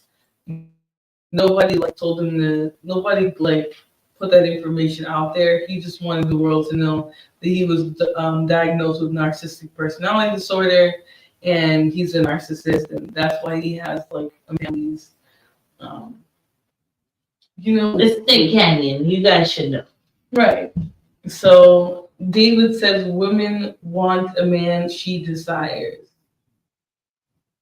Yeah, I think we all should want the man we desire. Thank you, David. David. They think that the information is just so philosophical, but thank you, David. Thank you so much. All right, we're gonna play the next video. This is Dr. Umar and Nick Cannon talking about death. I'm in love with Mariah, and you have not yet faced that reality. I said I'm in love with Mariah, and I said I feel like I always will be. The reason you have all these different homes, good brother, is because you're running from that spiritual maturity that you need to develop to be 100% present in the life of one of these women. Collectively, they might make a Mariah. Ooh. See, that might be Mariah Pie. I see what you did. All those women, look, I caught it. All those women is Mariah Pie. They are each a slice of Mariah. Session number 2. A safe space and a brave place. We are having some very vulnerable conversations. I'm going to say this, maybe he is just trying to help him to understand his own pathology. But that's just the worst excuse ever, right? You're dating all these women because each of them are a piece of one woman that you're supposed to really love and value, right? Joshua asked a good question. He said, "Is Dr. Umar married?" No. Nope, he's a 2-time baby daddy. Not a 2-time baby daddy. Oh my God. But I mean, I kind of understand the perspective by him saying that this Nick is dating all these women because he's running away from that one person that he actually loved. And the reason why I think Dr. Umar is saying that, because realistically, Nick left his marriage because of finances. Because he couldn't handle the fact that Mariah had more money than him. So it wasn't because he didn't love her. It's just that he couldn't, I guess, overpower her in a sense. But my thing is, if you're such a man, then why, first of all, if you feel like you're a woman making more money than you is a problem, why don't you go out there and make more money than her? She's not stopping you from out earning her. Right, but I mean, you know what I mean? Said and done. Yeah, maybe it is. It's not going to be. He should have never tried to fill them shoes if he knew he wasn't going to be able to walk them. I feel you. Yeah, that's my point. Is if that's going to be something you feel like is unrealistic to expect of him, it's not me who expects it. It's the man that's trying to justify, I can't be with the woman who makes more money than me. Okay, so then go out there and make more money than her. Right. And if you can't, then get over that. Right. But he couldn't get over it. That's why he had to leave.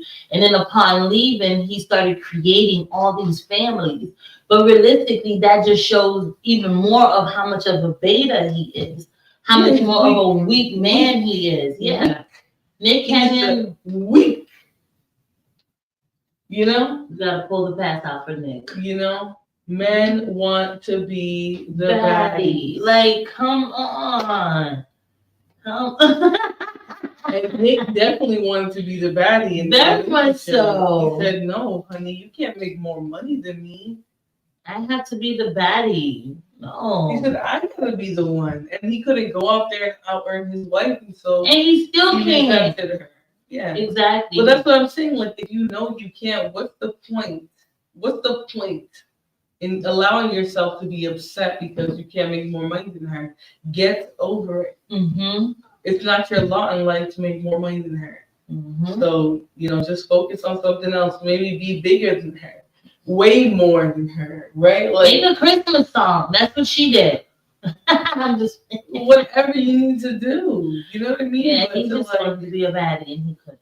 And he couldn't. And it wasn't his life. But let's hear them talk, right? Because they're really gonna get into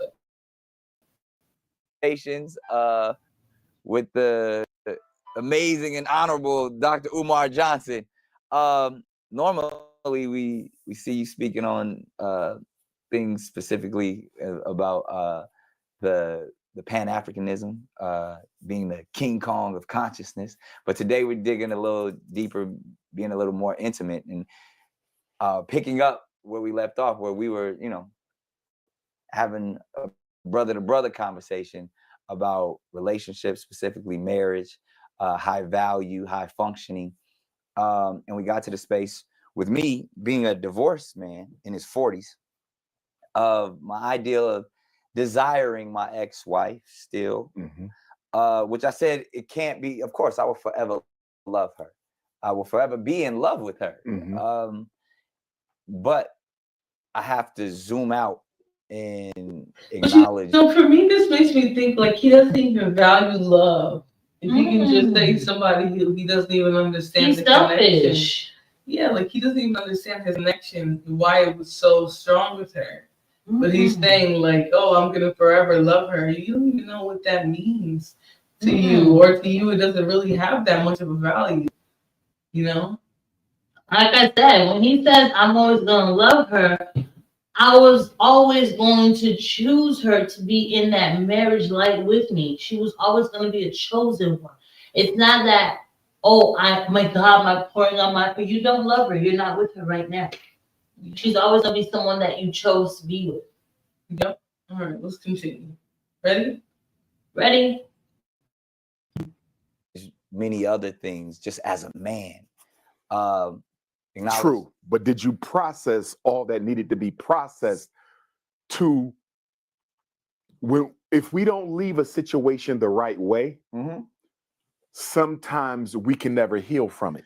100%. And I'm continuing to be I'm in therapy right now. Right. But I'm saying there may have been a lot left on the table there. 100%. That needs to be processed. So let's speak of that, because I know I'm not the only one. I mean, on an unconscious level. Right. It could be possible that the reason you haven't given any other queens a chance at your heart is because you need her to know that if she ever wants it back, it's available. That's a tough one. I would offer this up because my mind doesn't go that. You notice how I say it's a tough one without answering? No, my mind no, because I don't want to say yes or no to that. Understood. Because where my mind actually but does it's a possibility. No, he said his mind hasn't reached there yet. It's not that his mind hasn't reached there yet. He knows deep down inside of him that Mariah is not going to take him back. Yeah. So therefore, there's no reason to put himself in a state of mind of thinking that, oh, I want her to know that my heart will always be here in case if she wanted. No, she knows she's a queen, and she recognized that, and she kept her crown on when you tried to try her in front of the nation, in front of the world. No, she don't want your heart back. I mean, keep your little heart in your little chest. Oh boy, she said, keep your little heart in the cannon. In your little chest. In your little chest. Boom. All right, let's continue. There's what I do feel is, and I've said this to every woman since my ex-wife, is that I'm broken. Therefore, which makes me emotionally unavailable. And that sends out a signal to them that you should not expect me to be emotionally available, because I'm telling you right now I'm broken, which is your code word to them that you're not getting my heart. Partly. But it's not, you're not getting my heart because I'm still over here. That's not what it is. Because I genuinely That's not what you're saying, but I think that's what it is. Really? I believe you're still in love with Mariah, and you have not yet faced that reality. I said I'm in love with Mariah. But I don't like when men try to feed each other this, like, no, he's saying what he's saying. And what he's saying is, you know, he's always gonna love his first wife because he, you know, that was his first try at it, and every other woman was just a game. I think what Dr. Umar is trying to get he's trying to get him to say is to admit, like, bro, I was wrong. But what if it's not true? What if he doesn't believe he was wrong? What if he truly believes that things didn't work out because, you know, genuinely she wasn't for him, he wasn't for her? Because he just said that, like, his heart, like, I still love her. The way but I'm saying, like, he don't know. I feel like he's not a healthy person where he believes, like, he knows what love is. Like, I feel like even if he were to say, like, I love her, like, I feel like he's really just talking about, like, a word. He don't know how to really, it didn't work out because he didn't know how to love her. He didn't know how to be a present partner at that particular moment. But I think with the whole world chiming in on this and listening to his story and bashing him about it, it probably made him go into a space within himself like, damn, was I really a mean person to her? Was I really a bad person? He's too, like, I feel like he ain't shit. He said he's a narc personality disorder. He was diagnosed. So I really don't think that he cares. I just think that he's starting to recognize, hey, like, I really didn't put effort. Like, I didn't actually, you know, I was vain. I was upset because I didn't make more money than her. It was a status relationship. Like, that's things that he's starting to realize. But I don't think that changes his intentions. I think if his intentions of being with her was because he wanted a, you know, a rich baby mother or whatever, then he probably just married Mariah because he wanted his money to go up, his views to go up. Yeah, for clout. That's what I'm saying. Like, people want to keep telling him that he's stuck on Mariah, but it's like, no, I think that's a great story to tell, but I don't think things are that sweet in reality. You never know. Her breath might stink. But let's go. Let's figure it out. I don't know what his problem. We don't know what his problem is. We don't know what it is that made him feel like she got a fishy smell. I don't know.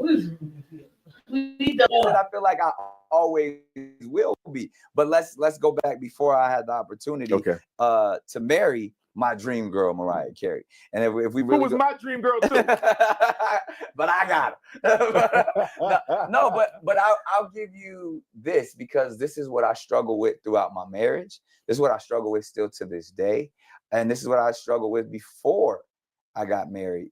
My own personal identity, in the sense of who I am and what is my purpose as a man on this planet. Okay.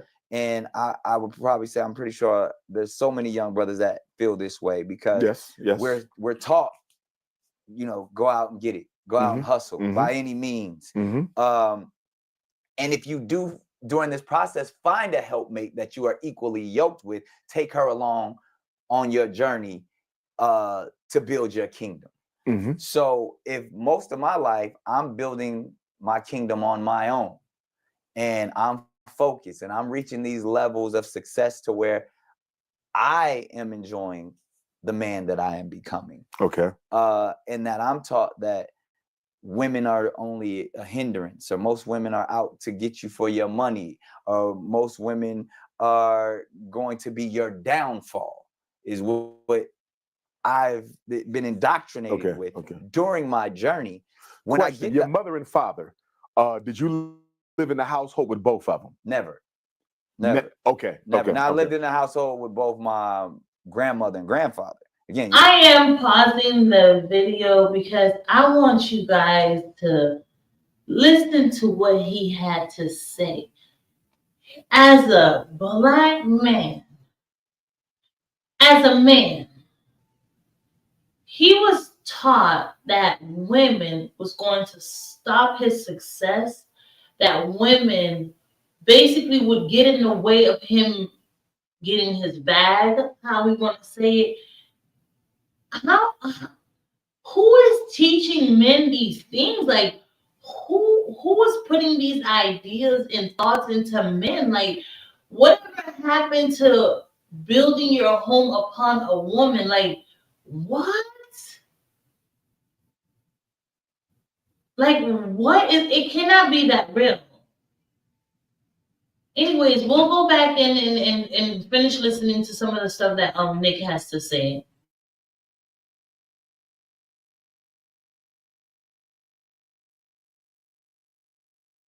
You got to remember, my parents were teenagers when they you know, conceived me.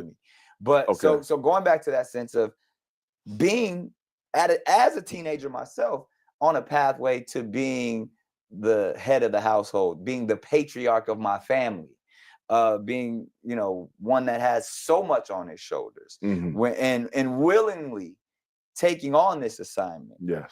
And putting my heart secondary.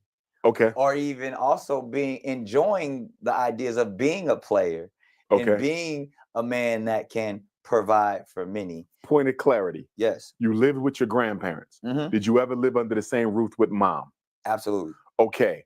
Was mom with grandparents as well? Was it all four of y'all? No. My mom had her crib. My dad had a separate family in North Carolina, and my grandparents had their house. Okay. When did you move from grandparent to mom?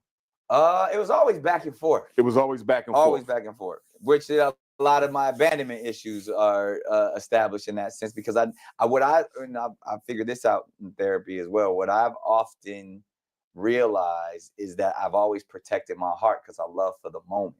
Because at any moment in my life, I could have to root up and be living with a completely different individual. Or even from weekends to however, you know, over here to there, I'm always having to say, I'm gonna love hard as much as I can, get as much as I can here, because I know I got to go over here for a few days and get that same amount. So through therapy, I realized that has definitely created the individual that I am, that gives me those detachment abilities and also those abandonment issues. And I would say with that, you have a romantic fight or flight response. Absolutely. That's more oriented to flight. Absolutely. The minute the conflict come, I'm out. Absolutely. You don't stay and fight for love. You don't stay and fight for the relationship. Why would I stay and fight, Doc? Stay with me. And because of that early abandonment, I believe that, number one, as much as you love your mother,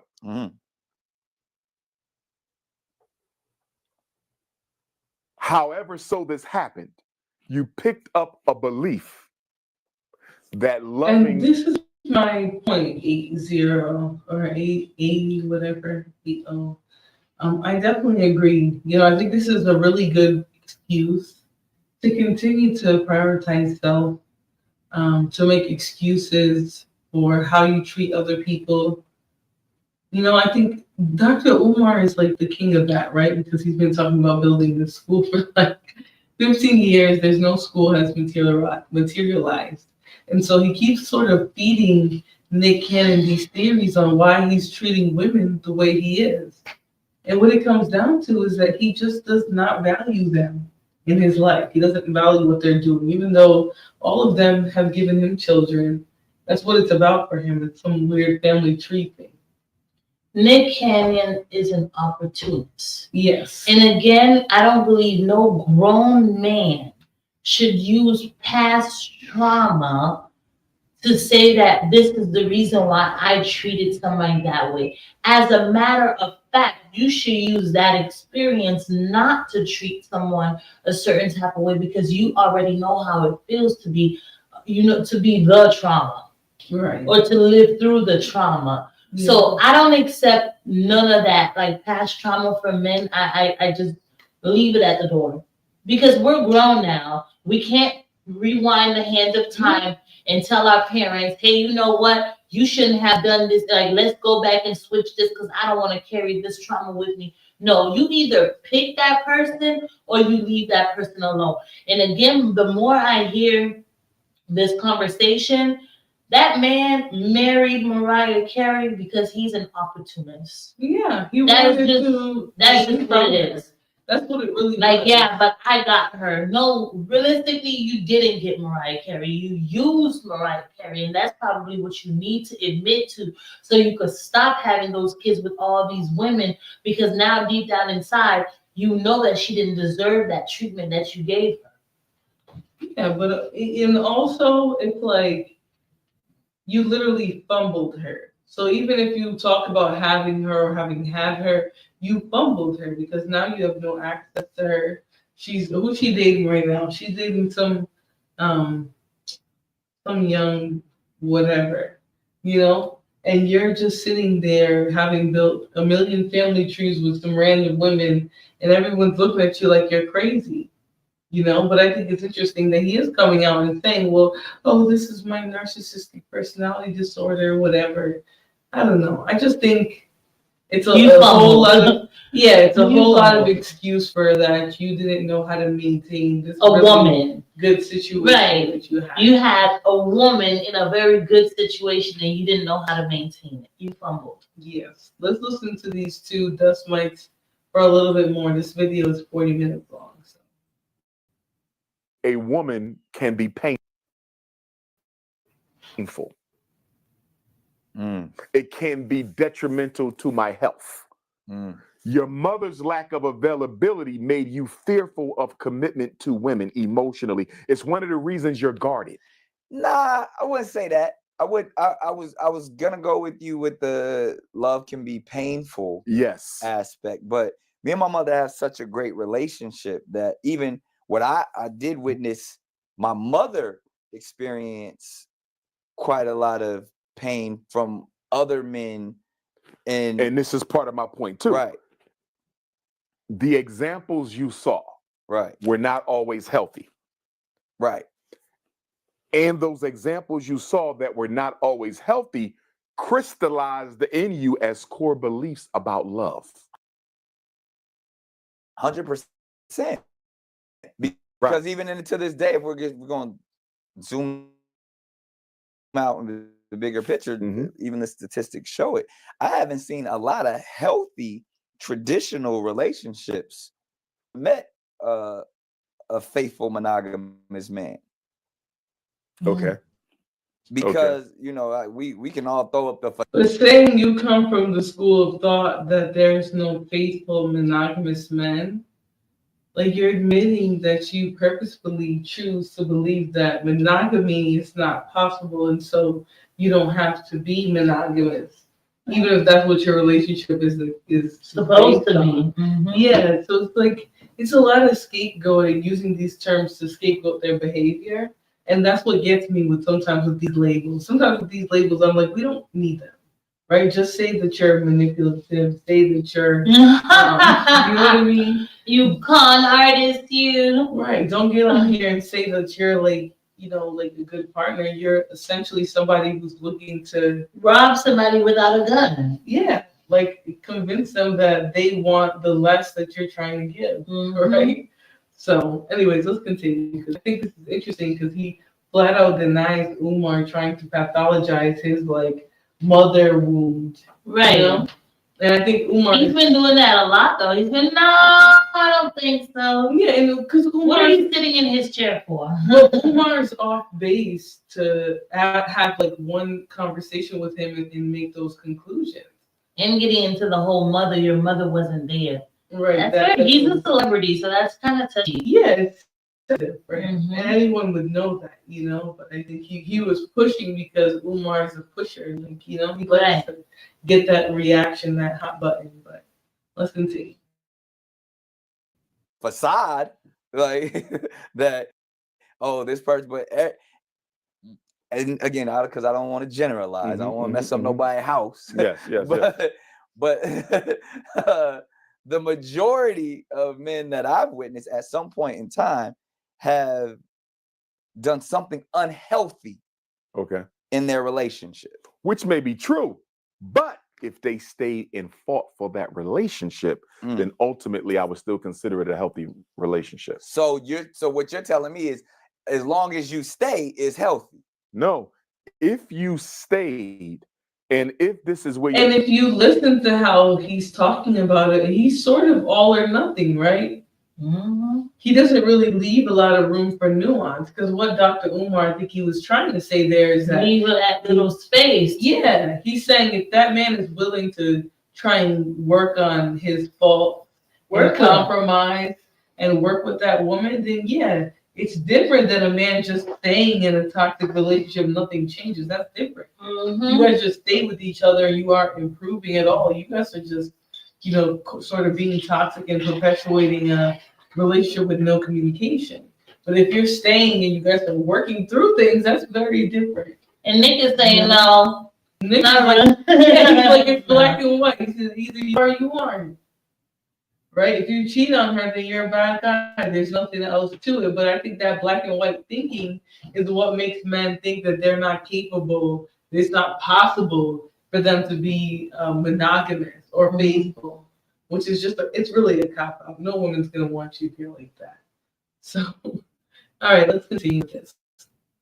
your heart was, and if you was honest in loving that woman, the fact that you made a mistake is not the final assessment of that relationship. But what is the mistake? But the thing for you though, brother Nick, I feel that you have an internal bias where you're constantly looking for real world examples to corroborate and support your dysfunctional core belief that a healthy, sustainable, loving, and intimate relationship with a woman for you is an impossibility. Nah, I don't. Were you emotionally available to Sister Mariah? Yes. You were. Yeah. I believe you want her back. You do. I wouldn't say that. Yes, I'm saying it. Because this is what I do. And everybody sitting here agrees. There's not a Negro in this room. And I believe I feel that's like where you want to be. I feel like we're in different spaces in life. I actually that ain't got nothing to do with you wanting her. That ain't got nothing. You see, I disagree though. Like if I'm still in love with a woman, it don't mean I can have her.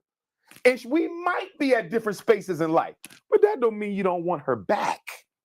Okay, so you're still there. And that's why nobody else can get a piece of your heart because it belongs to Mariah. We're in a safe space, right? We being vulnerable, Absolutely. right? We just can't. We in the man cave. I don't want to start shit that I don't need to start. So ultimately, what I'll say, I divorced my wife. You initiated. Yes. Why? So in that, because it goes back to what I was saying before, where I was talking about the man that I am. Mm-hmm. And then this is, years of therapy. The man that I am and the man that I was before I was married, I feel like I lost my identity and who I was once I became. You know what's funny is that men all but expect that out of their woman or their spouse. Right? They expect her to take on who he is, his likes, his wants, his needs, his business ventures.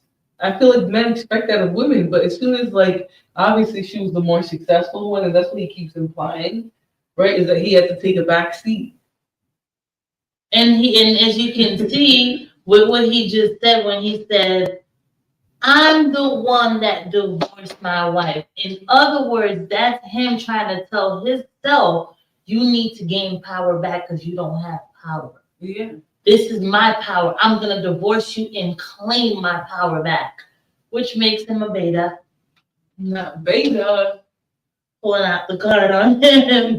What is the card say?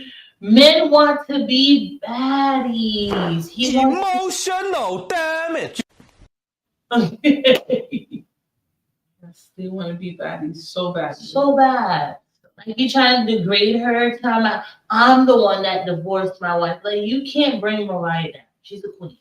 But we can continue. A husband. A husband. And the husband I became was Mr. Mariah Carey. So are you telling me that you let the public's opinion influence how you function in your marriage? It wasn't the public's opinion, but that was part of it, because it wasn't, I could care less about what people thought. But because of who she is, you knew going in. Because I didn't feel like a man. Because of what? So many things. Initially. Give me two things. Financially. But you knew going I in. mean, like, this is where I get a little frustrated, because I'm like, okay, so if you don't feel like a man because you're not out earning your wife, then go out there, try to out earn your wife.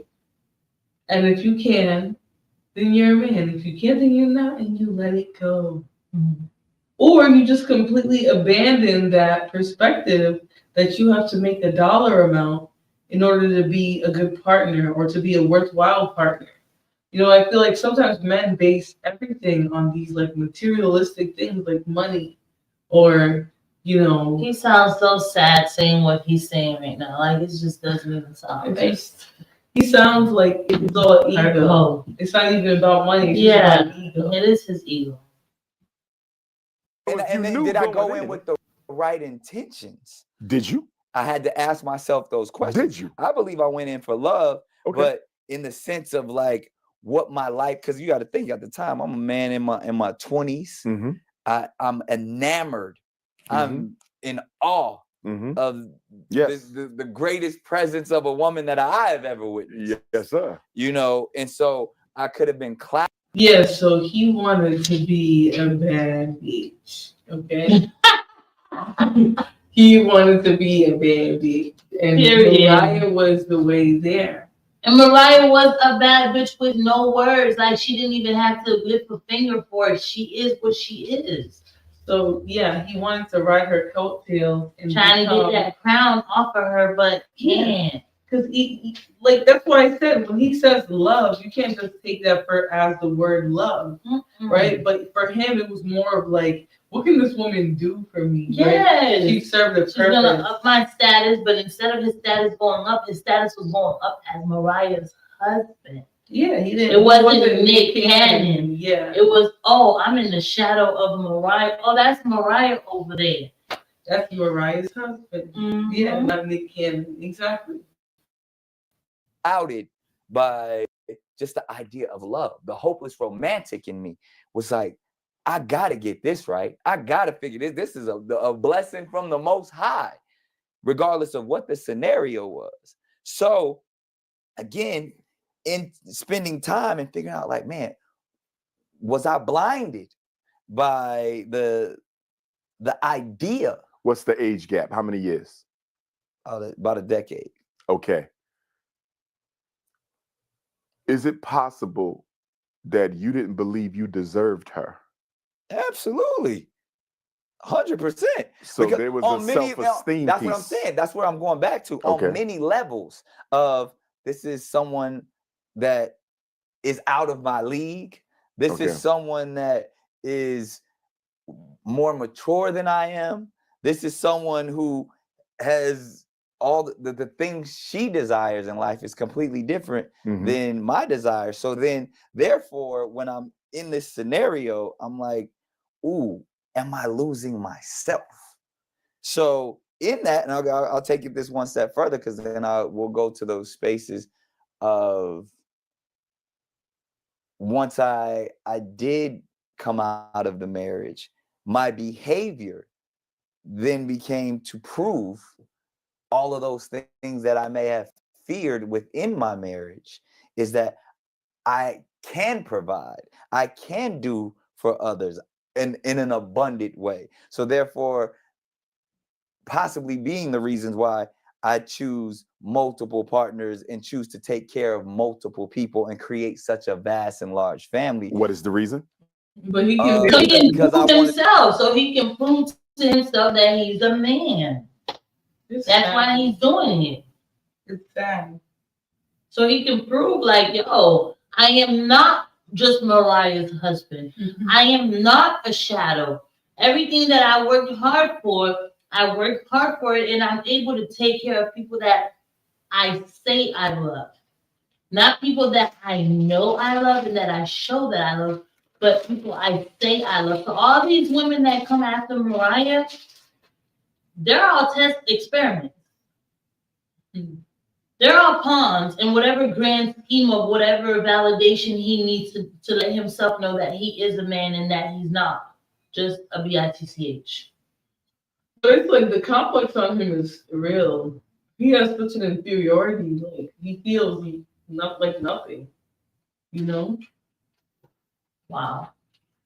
I don't know. To prove to myself that I could do it. Okay. Because for so much time I didn't have to.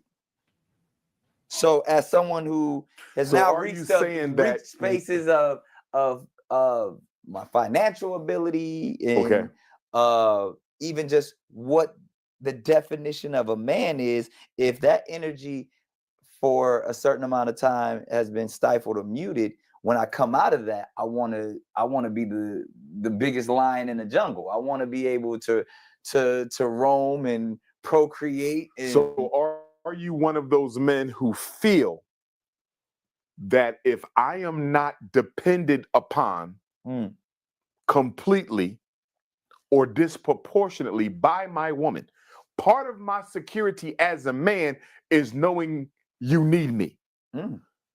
Do you feel that part of your inadequacy in your marriage was due to the fact that you didn't feel needed enough by your spouse? Absolutely. 100%. But wouldn't you also have to agree that that was a bit immature and archaic? Absolutely. At this point, hindsight. But it also, because I think even before my marriage and even more it enhanced after my marriage, that I've always had a king complex. And what you mean by that? That I'm looking to build a kingdom. Okay. I'm looking to be regal in that sense of I need my queen. He doesn't even he wants it that he needs validation. Yeah, that's why he's like, oh, it's about regalness and kingdom. And no, you just want a woman, somebody to validate you. And definitely a person that's beneath you. Right. Not nobody that's above you or that could stand toe to toe with you. You want somebody that is below you. Right. He wants to feel like the big man. He wants to feel like the prize. Right. Like he wants to be. I need to laminate this. The baddie. Badly. It's not cute. It's not cute. All right, let's continue. Court. Okay. And even like we often talk about it in that sense. I think, there's many men out there that believe that whether it's the hierarchy, infrastructure, or the order of the household, how we are aligned, the man is the patriarch, and therefore I have the ability to, and my goal, the reason why I wake up in the morning and grind so hard is so that I can continue to enlarge my territory. So I can continue to build my kingdom, whether it's from biblical proportions or not. It's the idea of I'm a king. I have to walk in this way. And anytime my kingdom is challenged, therefore I can't be a part of that scenario. Your own inadequacies ran you away from your marriage. 100%. Did you seek therapy before you ended it? Yes. Because what I would like, even we talked about this in our last session and even in this session, because I feel like when we're in scenarios and emotions are so heightened, we can't see the forest for the trees. We can't, we get so bogged down in the passion and the love and I got to make this decision. I got to say this. I have to do this, that we make decisions based off of emotion. We shouldn't. You know what I mean? And went through therapy, we learned that we have to do, but I would, as high insight, there's a lot of things I would probably do differently, specifically when it comes to that. But I know there's just like other men out there, I had and still have so many self-esteem issues, so so many insecurities. And when those things are heightened at a level, when they're amplified and magnified, like in my lifestyle, then it's like I'm just seeking peace. So when you get to that space of like, where can I just find inner peace and comfort in who I am? And you don't feel that you can. You know, Lana, I don't really know what he's talking about, right? I think he's really speaking from a very selfish perspective, and Dr. Umar is doing his dust best, right? His most dusty best way of trying to interpret that for us. But you heard Nick Cannon a few times say, nope, I don't think that's right. Right? Disagreeing with Dr. Umar's observations about him having mommy issues and other things. But what do you think? Do you think that he actually did have some mommy issues? I don't think it has anything to do with mommy issues, to be honest with you. It has everything to do with, like he said, he has a low self-esteem. You know what I'm saying? He has apart from having the low self-esteem, he knew Mariah was out of his league.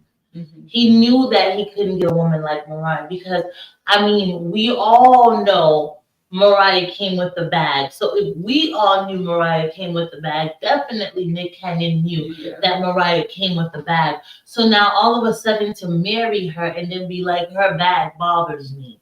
Her bag makes me feel like you know what I'm saying? That's all BS. And she might have had a lot of men who had a bag.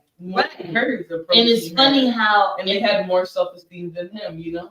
Right. And you know what's funny about it? Because right now we're sitting and we're talking about Nick Cannon's perspective and point of view and all this extra good things and stuff about Nick Cannon. But can you imagine how Mariah feels? Like you're a queen and you gave a peasant a chance.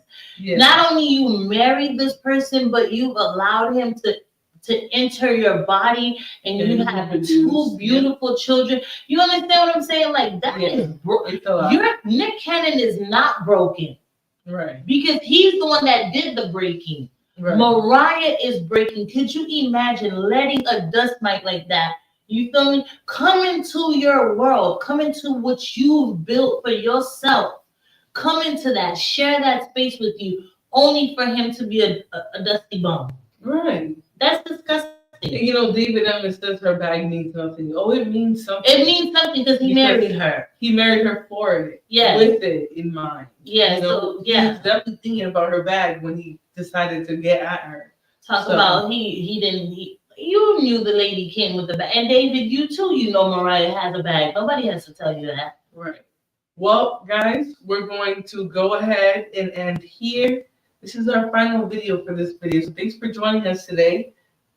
Thank you, everybody, for joining us. We will be back for a late night little thing, right? We're going to be online. Wink. Yeah, we're going to be online just acting a fool. But we wanted to separate the content. We wanted to do like a battle of the sexes. And then we're going to come back and do like a spontaneous, funny show where we go on different things and do live conversations. We're going to explore a little bit. Very discreet about it. Yes, I'm trying to be discreet so you guys can come back in like an hour, like probably close to 1 a.m.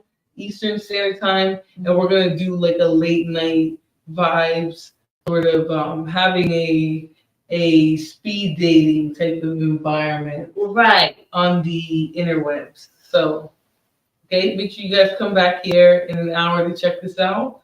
But otherwise, we thank you guys for joining us and checking this out again. All right. Later. It's episode 2 of Battle of the Sexes. We'll be back for some more.